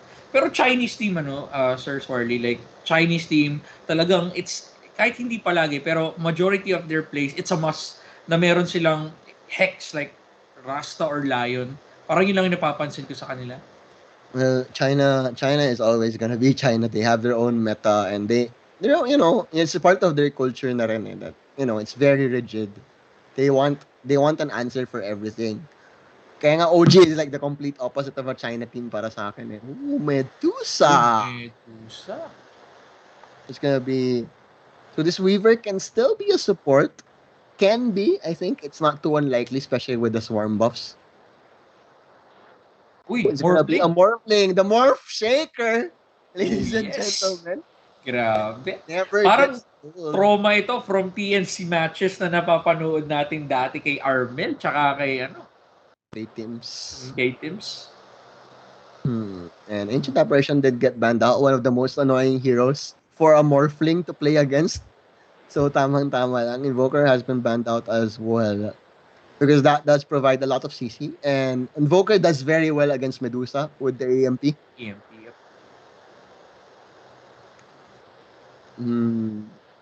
So Thunder Predator, they don't have a lot of CC though. I think they still need like something to complement that the Arena of Blood. Kulang pa. Like Swarm, Undying slow, maybe a slow, sure, but they want so much more. They want so much more crowd control here. Team fight. Can we actually expect a Medusa post 1 or a Medusa mid dito sa pagkaganto yung lineup? I mean, sa akin kasi iniisip ko, would he be perfect for a mid lane na ganito yung lineup ng kalaban? Na ang daming hold. It depends on who actually goes mid. for OG. I'm assuming if it is gonna be the top some Tidehunter, then there's Dusa will totally be okay with that. Maski Morphling. If Morphling does decide to go mid, okay lang din sa kanila yun. Pero I would like Tidehunter. So you get that early Ravage, you get the cooldown used kaagad. Kasi matagal yung cooldown ng Ravage, diba? So if you get it very early with that level 6 power spike, you just get so much more control on the map. That rider has been taken out by Thunder Predator OG with the final ban. They're gonna ban a team fight hero. That's for sure. Tingin mo, sinong magandang team fight hero dito para sa Thunder Predator? Thunder Predator, I think they need another or a catch. Team fight or catch? Wala akong gaano maisip, but I think another support would do. Kasi, they banned out Necro. Or can we actually expect a Weaver support? Kasi ginawa ni John Will yan. No? Yeah, it's not too unlikely. Na-buff na rin yung Swarm. So, it's actually not that unlikely if you think about it. Sobrang sulit pati nung Falcon Blade sa kanya as a support. Like, sobrang murang item tapos ang daming nagagawa. Oh, yeah. Actually, pwede nga. Our final pick for TP on the line. What are we gonna get? It's gonna be a Night Stalker. It's gonna be silence and a way to at least spread out the fight. You know, create as much space from the enemy as from your Medusa. And maybe you'll get something happening. Pero over the 2 patches, talagang dumami bigla ang picks kay Night Stalker. Kasi dati medyo ini-echipuera siya eh. Ngayon, nawala na nga siya eh. Tapos ngayon, bumalik na. But they change pa. They change something. Ang aswang na ik-ik si Night Stalker. Binuff ba nila? Or record, parang na-nerf ng konti, but the thing is that bumawi din sa talents. Yun yung huli kong update. Saka AoE silence pa rin siya. And you have that, you get that Blink Dagger into Ares AoE slow, AoE silence. Especially against the Morphling, you want that catch. In the backline, you have a sure way of canceling that that kisses from Snapfire. Alright. Ano pa yung kulang na hero dito ng OG? I'm actually very contemplating kung ano ba yung kailangan pa nila. Kasi over the past 4 games, ito pang-4 na laban na nila, all of those are almost flexi picks pagdating sa mga heroes talaga nila. Like, so super flexi picks. Let's see. Ako may isip eh. Di ako ganun sa meta ngayon. Tsaka yung group stage meta, it's always gonna be wild. It's the time for them to test a lot of new things then. Just stop it once again. Let's see who will be playing who. Sumail will be on that side. It's gonna be a mid. No tail. Offlane Shaker on Seb. And so Frank. Tidehunter mid. We got what we wished. Leo style. Mars mid. Mars mid. One. Offlane. I don't know. Carry Dusa. Support Weaver and Anday. Unjing. MGs. Parang nga sila magkapatid like MGs, Muñoz and Mojakos. Napakita ang age ko. Alam niyo pa ba ang Mojako chat? Yes. Alam yun. I mean, so viewers natin, like, kidding aside, for sure naman yung mga players ng Dota ngayon medyo nasa like 22 and above. Kasi yung mga younger generation, mas focus sila sa mobile games. So, baka di na nila kilala si Mojako. Well, sa West kasi, like, sa East lang naman kasi talaga yung mobile games.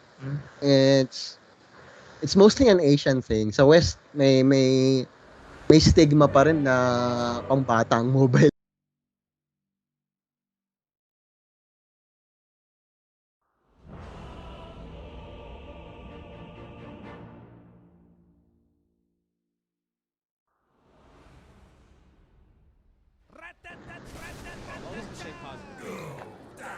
Alright, so let's introduce ang mga heroes na gagamitin ng ating mga kupunan.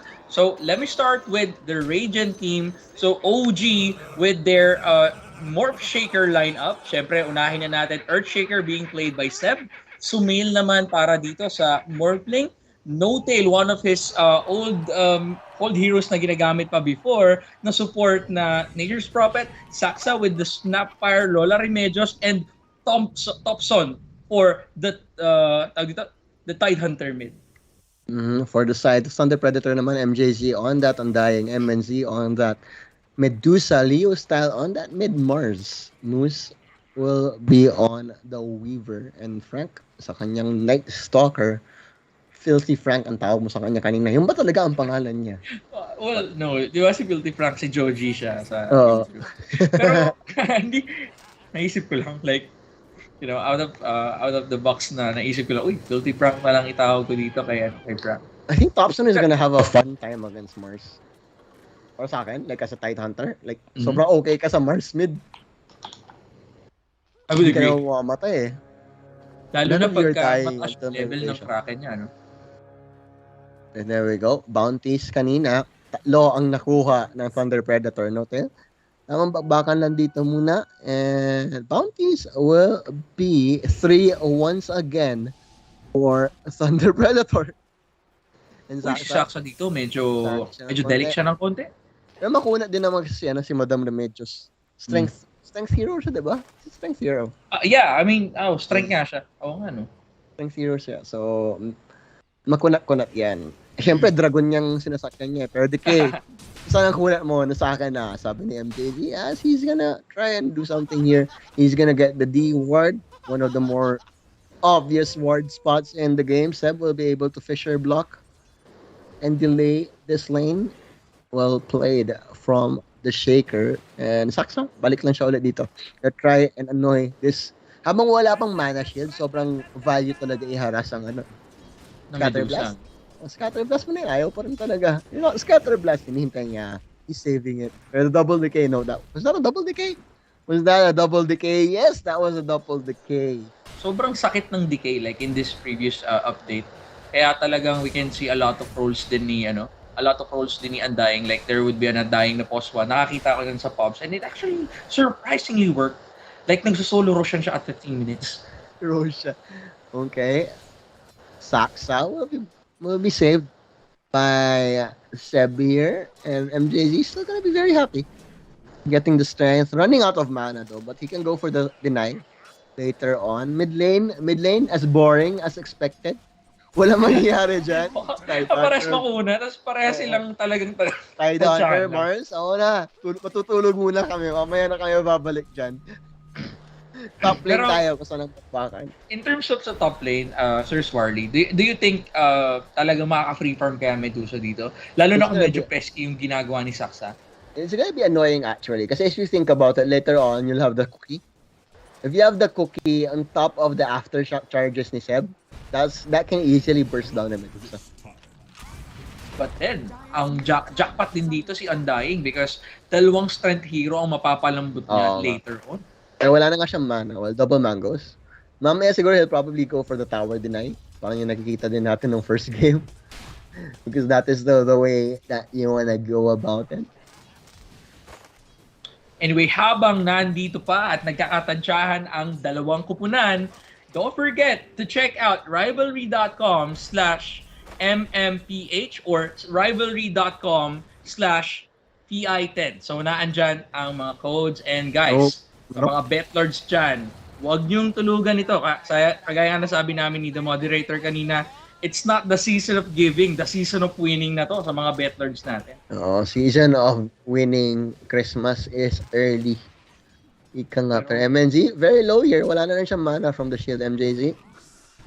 Si Big Brother Unjing, nandiyan na to help out.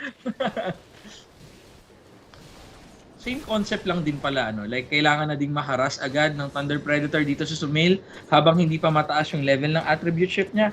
Same concept with Medusa na wala pa masyadong mana and mana shield. Pero pag matalino morphling player, sobrang hirap niyang i-harass eh. Kasi, like, mo, sure kita mo wala siyang buhay eh. Pero the reflexes, every time they go on him habang walang silence, you know that crippling fear is basically a melee spell, diba? From Night Stalker, so...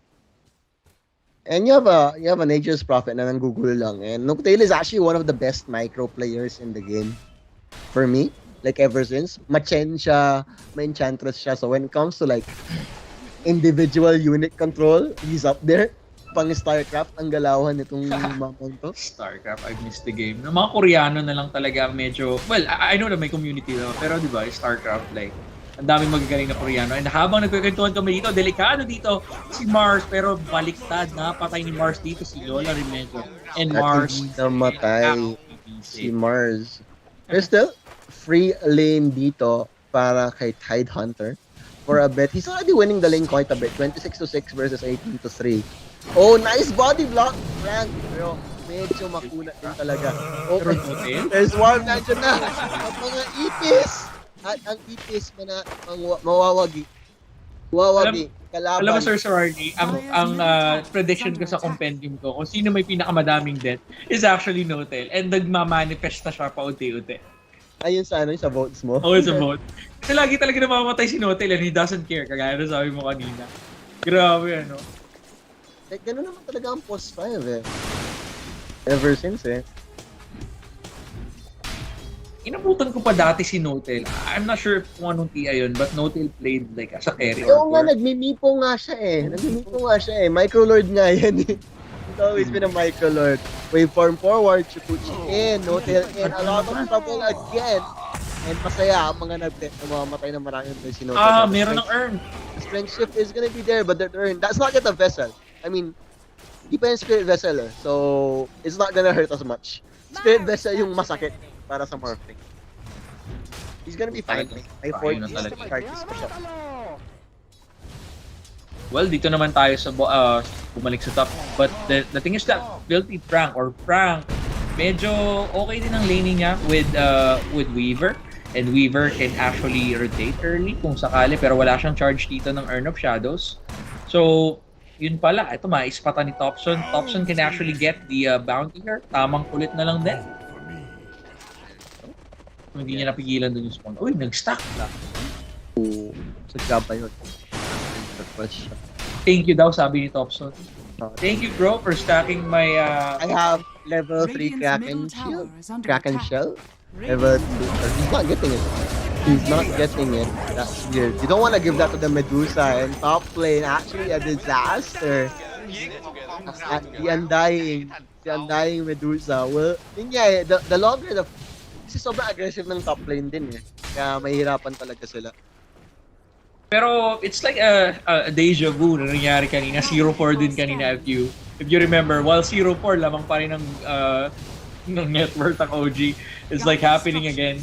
Lamang sila ng less than 1k gold but they're down 0-4. Hinebra ng Dota. Tumatak sa akin. Never say die. Never say die. Si Jawo pala ito. Pero ito na ay sinasabi mo, kinulit ni Notel yung mga asset niya, pinang-delay niya ng creeps dito. Oh man, sobrang magulong laban dito. I mean, Topson is farming. It's deja vu for OG. Talo na naman sa kills in the game. Pero okay lang, nakaka-farm ang kanilang mga players. Well, Sumail, I think Sumail would get... ito na pala. Meron na pala siyang Morbid Mask. Nag-i-stream to nung nakaraan. Pinanood ko din yung laro niya ng Morphling. Talagang mas prayo niya si Morbid Mask kesa kay Threads. Because some Morphling players would get Threads first before getting the Morbid Mask. Ang hirap kasi pag wala kang lifesteal eh. But if you get lifesteal, you're easily over top lane. No tail. How many deaths has it been? No tail? 4. 0-4 in 8 minutes. So, 1 death every 2 minutes. Kaya medyo natawa ako kanina, Sir Swarly, nung nag-question mark siya. Na parang, question mark? Audacity. Pero, Notel is Notel. Like, talagang one of the best talaga. I think he's the richest esports player sa Dota, right? Ang ganda pa ng buhok niya, kaya nakaka-indit. Magaling na sa Dota, maganda buhok. Ganda pa ng mansyon. Ano talaga? The world isn't fair. Sobra. Pogi, maganda buhok, magaling mag-Dota. Ano yun? Well, Topson, meron na siya dito na Soul Ring and Face Boot, so medyo tamang kulit na din. And as what you mentioned earlier, level 3 Anchor Smash, and delikado dito, si Undying might fall here. Ravage is available, but Ravage would not be utilized. Oh, ginamit na pala. And that's it for Undying. Dire's middle tower is under attack. Sheesh, man. Ang gulo ah. Gulo nga, ang gulo. Ang gulo. Pero yeah, look at that. Broom handle on to Tide Hunter, very useful. And yan na nga. Ang hindi matatapos na labanan sa mid lane. Third Sprout is gonna be nice. The block, I don't think that will matter too much. I know they're gonna go for it. Nah, it's a bit too tanky. Too tanky. This is gonna go for the mid lane. Para sila makunat kasi talaga eh, no? Yuppie. Talaga, kailangan may mag-rotate. Pero, man, Morphling, look how well Morphling is farming. Falcon Blade, Morbid Mask. Nakakuha pa siya ng Possessed Mask. Uy, jackpot talaga. Pero no, he's keeping Arcane rank. Kasi Morphling has always had mana problems. So, tama lang na i-keep ngayon. You have the 1.8 mana regen, you have the extra int from Arcane, and you have Magic Stake. Morphling can stay in lane, no? Like, forever. Another thing kasi baka yung ano din, yung Morbid Mask. Ay, sorry, not Morbid Mask. Sorry, what was that? Yung neutral item. But anyway, ito nag-SS dito si Mars, but hindi niya mapapatay. Flash, walang mangyayari dito. They're gonna find the Weaver, though. May detection kami, boy. At mahabol ka namin. But Morphling, he's gonna be stunned up. But they're gonna run away. This is a very, very tanky water human thingy. Grabe. Talagang release the Kraken, but eto ginamit dito ulti pa. Yeah, that won't be that. Ravage is gonna be up in 50 seconds though, so they have to be careful. If they overstay this welcome defense of the mid lane, medyo mahirapan sila. But that will be that, and that was the first rotation of Morphling, and he got the kill. So that is value off the bat. Gonna go straight for a Dragon Lance afterward, and that's gonna be a lot of stat spam already for this Morphling. You were talking about Possessed Mask kanina. Possessed Mask has like a flat HP life. I mean, is it better? Or for me kasi, I think it's a big nerf for the Possessed Mask. It is. It's a nerf, definitely. Kaya nga yata talagang kinip niya na yung Arcane eh. Arcane Ring is just, it's a godsend for Morphling. I feel it. Kasi, on top of the, like I said, Falcon Blade, ang dami pa naging pyramid lane.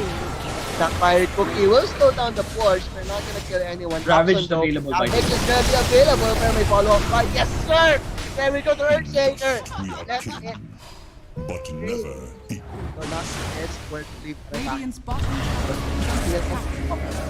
Dire's middle tower is under attack. Dire's top towers are That is not the turn out. Just one.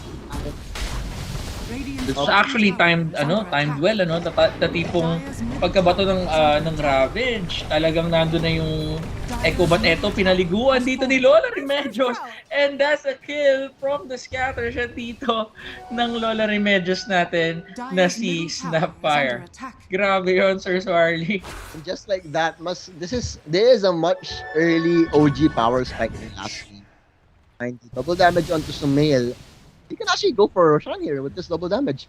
And yes, that is the play. This is the play indeed. They have the Treants to tank up Roshan here. Just waste the snap. And tank for it. Look how fast. May medallion din yan. Kaya pala. Oh, they know. Sword is gonna be there. Pero Sumail is the pit where they can defend it. Darkness has been used. Ring of Blood not available though, and Sumail has to back up quite a bit. No tail! Siya na naman ba ang ally dito? At yes! That's the ally. Ang kawawang no tail. Pero 1-4 hit. That's a double damage Morphling. There's no way you're surviving that, little boy. Little bug. Wala. Inapakan ng ipis, partner. Talagang nang naispatan niya na ilang hits lang talaga yung... It only took a few hits para talaga ma-take down ng ganun kabilis si Weaver. Roshan is, one-third na lang yata yung buhay. Yeah, one-third na lang. Nature's Prophet is gonna TP right back in here. Dying is in the area link. No. And ultimates are now available for Counter Predator, pero no darkness, which is the big thing. Ang hirap lumaban umaga pag nag-cover. Nag-shotgun build pala dito si Sumail. Like, he's gonna be picking up EBE. Okay, well, nothing too fancy. Dragon Lance into an Ethereal Blade. Uy, bully dito si 𝐓𝐇𝐄 nag-silence siya dito, but eto na, pinaliguan na naman siya ni Lola Remedios, but what a sustain dito para ni Undying, but 𝐓𝐇𝐄 might die. Morphling securing the kill, and here, delikado din dito ang mga natitirang heroes, but ayun, nakatago si Leo Style doon. Undying going head-to-head dito with Morphling, but Morphling, wow, pero naandun pa rin si Lola Remedios with the backup at patay siya doon sa Scatter Blast. And there's no way they can... Wala silang pang burst kay Morphling na to. Medusa working towards a Manta style. Pero matagal pa yan eh. Like, Medusa needs one more item after Manta style bago siya may magawa talaga. Well, there are some Medusas na talagang nirarush nila yung Aghanims, but I think baka na-nerf na din yun. I did not read the final list nung patch notes, but dati di ba si Medusa, Recta Ags talaga din, tsaka yung mga damaging items. Well, he's always needed, and she's always needed stat items as well. As I say that, Seb, was that a solo kill? No, that was not a solo. No, kasama niya doon si Thompson. Walang, and that wasn't Ravage wasn't even used. That was just an echo. That was just an echo, and they're gonna steal the stack away from Medusa, and I think we won't be seeing like a Munoz raid boss this time around. Munoz talaga raid parang boss. respetuhin na talaga ng OG. They were just having a bit too much fun a while ago. Uy, teka, ito. Thompson, not the most ideal of target. May Ravage pa yan.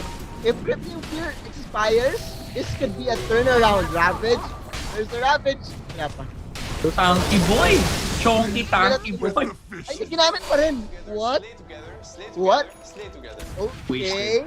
Thompson, ginamit pa rin yung Ravage. Kala ko mag-turnaround sila eh, pero no. Ang sinabi na ng OG sila, bahala ka. Wala na naman yan, hindi ka namin tutulungan. Nakuha na pala ni Medusa yung kanyang Manta style, but the damage is not there yet. Actually, medyo sobrang baba pa because it's 134 minus 26. Pero eto na, I think dito na mag-gear up si Medusa for additional stats or Radiant's damage. bottom tower is under attack. Radiant structures are fortified. Dire's Item top check tower tayo is kay Weaver. Weaver, buo na yung kanyang Spirit Vessel. So I think he can target it kay Morphling na agad-agad. But the charges ay dadalawa. Well, ito, I think instead of early dagger para kay Night Stalker, he opted out with an early Echo Saber.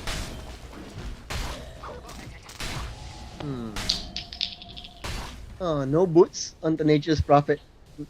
Sumail. I mean, no tail. Alay lang talaga. Like, just one big body and 6 small bodies with the Treants. 5 pa? Ilan pa yun? How many summons? 5. 5 lang pala. I'm sorry. Hindi po ako magaling mag-math. Kaya po ako nandito. Pero grabe yung nagagawa nung mga mga spawn niya. Kita mo naman, like, it's very utilized. Even on its... wow! Just pinilit lang nila. And there you go. Wow! He played very, very close. How many is this? 700 gold away from that E-Blade. And that Weaver has 1,210 HP. Undying has 1,260. All of them are just gonna get hit. Finally, they get the range. They'll be happy with that for now. Aegis is still up and available for a minute. Oh, that's nice. Oh, that, you know, yung tombstone. But they have the tombstone. He got the decay stack. Well played by Sumail. Hindi lang daw Earthshaker ang kailangan niyang kopyahin. Grabe pati yung sustain niya kanina nung nakuha niya yung kopya dito kay Undying.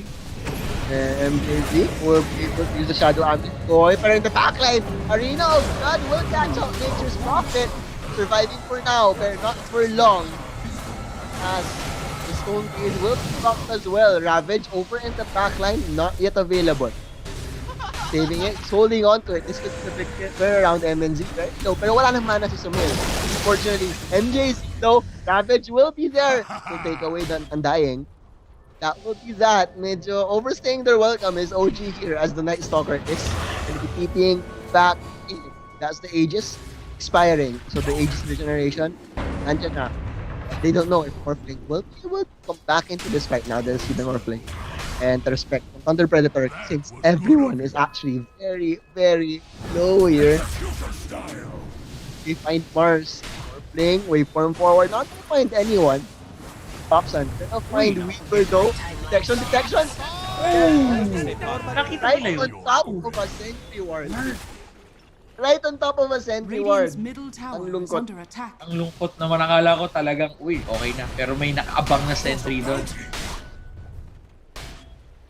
So, this time, hindi gaano gulpi sa kills ang OG, but at the same time, they already secured their tier 3 tower under 20 minutes, and of course, yung sinasabi namin kanina ni Sir Swarly na outpost. But then, can Medusa drag this up until makapag-item sila or makapagbawi sila in terms of, you know, XP or levels? Kasi si Medusa, sobrang, well, second siya sa network, don't get me wrong, but the items na meron siya ngayon is not enough to bring down yung makukunat na heroes ng OG. True. He's actually gearing up for Chrysalis. I think irerekta niya ito ng Daedalus, while Morphling on the other hand, okay na yung EVE niya, so talagang pwede na siyang mag-jump sa backlines para pitasin yung mga malalambot na supports dito ng Thunder Predator. Medyo kumukulit na talaga tong si Saksa talaga kanina habang nagka-clash sila dun sa top. Napakaganda ng paligo niya dito kay Balanar, but Balanar actually survived that. Si Balanar. Ang kulit ni Saksa, no? Parang, sige, habulin niyo ako, tatalon ako sa cliff, I don't care. Actually, sobrang, ganun naman gusto talaga yung makulit na support player, di ba? Nakapag-bulwark siya doon, but medyo delikado dito si Leo Style. Leo Style would be spared here, pero na-burst agad doon. Si Snap, namatay si Snap doon. But eto, naglalaban ng pasok to Opson. Hindi available ang kanyang Ravage, but he's very tanky. Ito na, available na ang Ravage, so they can actually turn this around kung merong mag-backup sa kanya. But Thompson, hinaharap niya lang. Okay, well, wala naman siya talagang pakialam at this point. Pero the Spear of Mars will be there on Nature's Prophet. The Ravage on to 3. Weaver just deleted over and the backline way forward. There we go, Stone Case will split up this fight quite a bit. Kiss is flying in from afar, but that's just the TP out. Medusa doesn't want anything to do with this fight as he abandons his team. Grabe. Grabe yung shotgun build talaga ng Morphling. Talagang wag kang pag-support ka, wag ka magpapakita. You'd be dead in just one combo. Talagang parang mga sniper talaga siya eh. Dire's middle tower is under attack. Tier 1 tower. This is gonna be very fast. 45 will be burnt for now. This Prophet can easily shove the lanes. Gusto ko talaga tong casual buckler ni Sumele. No-tail. He's one of those players that really likes building that casual buckler. Like on whatever, on any hero that he plays. Because it's free armor. It's armor, and then it also boosts armor for your team. And for weak heroes, malaki kasi talaga yung dagdag ng ng one armor. Di ba pag mababa yung armor mo, that one armor goes a long way. Parang, di ba, parang mitigating returns. Ika nga, Moose is gonna be found here. He's gonna find the ward as well. Sep over in the area. Swarm will be used, but Nokia is just gonna TP out. No way in hell that Moose will be able to catch this one. Sep does find Leo Style on the side. That was such a nice bait. Echo Slam was in the news.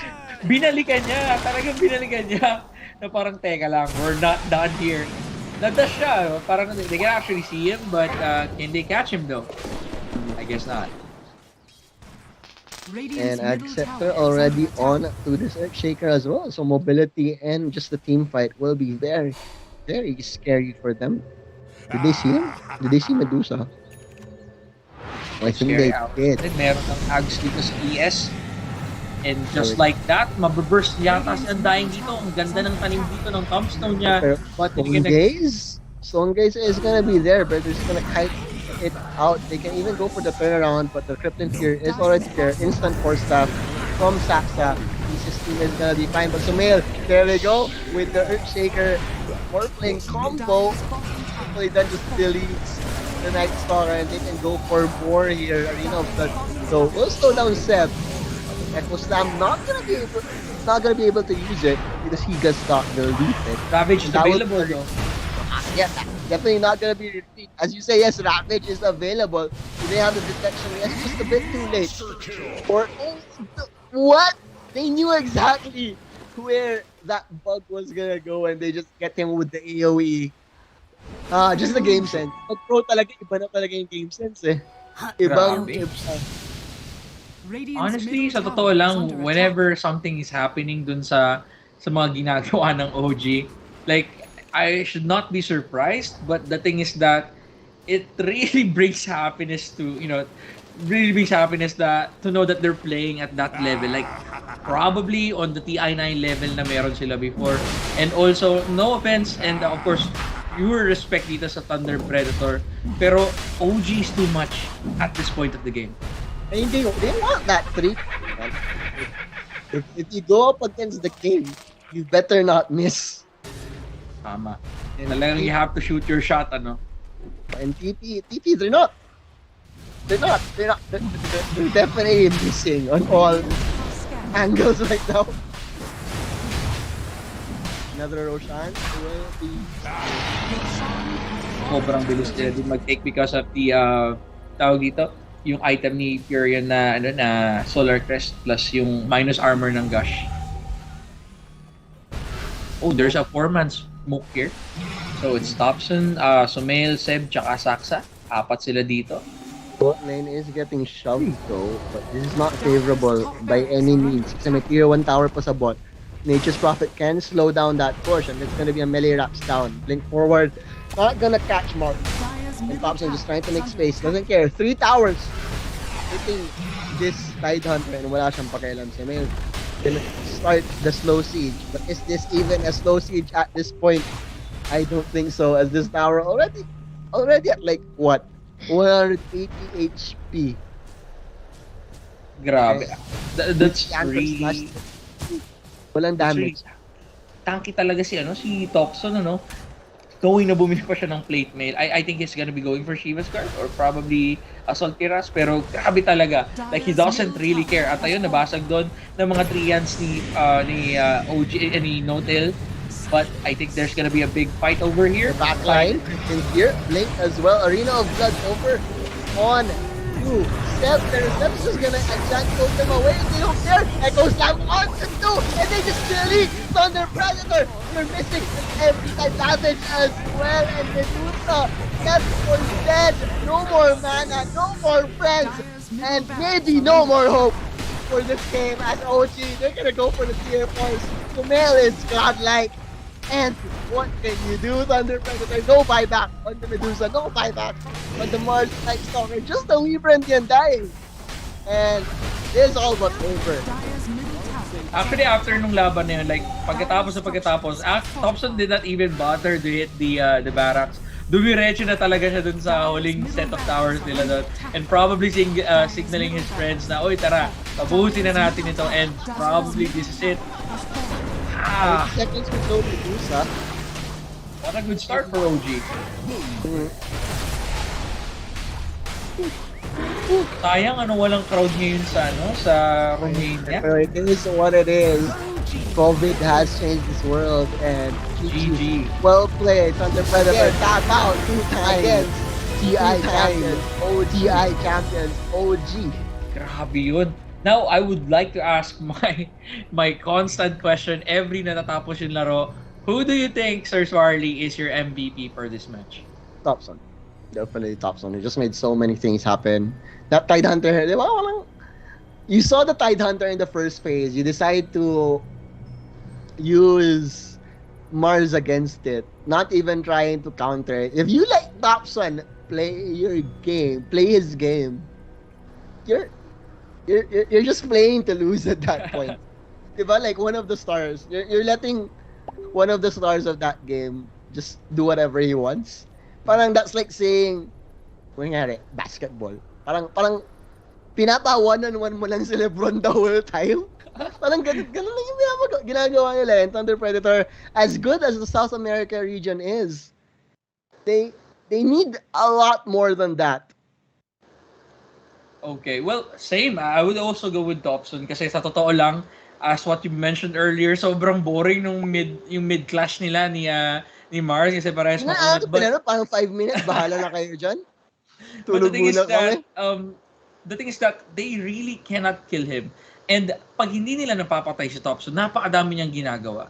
Sobrang sakit ng anchor smash, yung deduction ng armor for the gash since nag-ag siya, and of course, yung mga bait na ginagawa din dito ni Saksa. Sobrang kulit ni Saksa. Like, one of the post spores na nakikita ko na talagang sobrang dulas niya.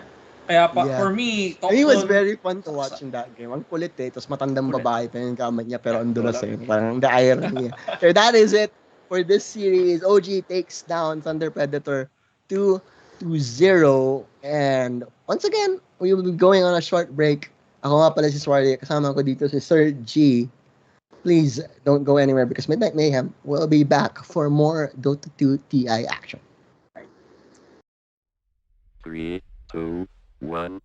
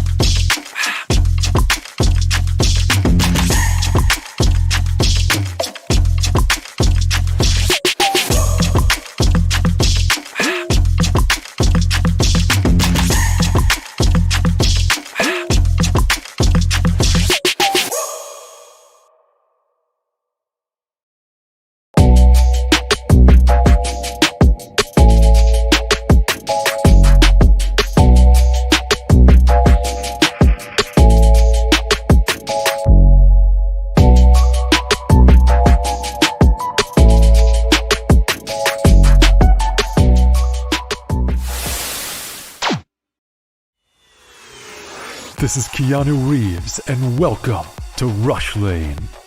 Rush Lane is a new intense multiplayer racing game where you can compete against real players to win real money. Set in the towering crime-filled metropolis of Hub City. Here, champions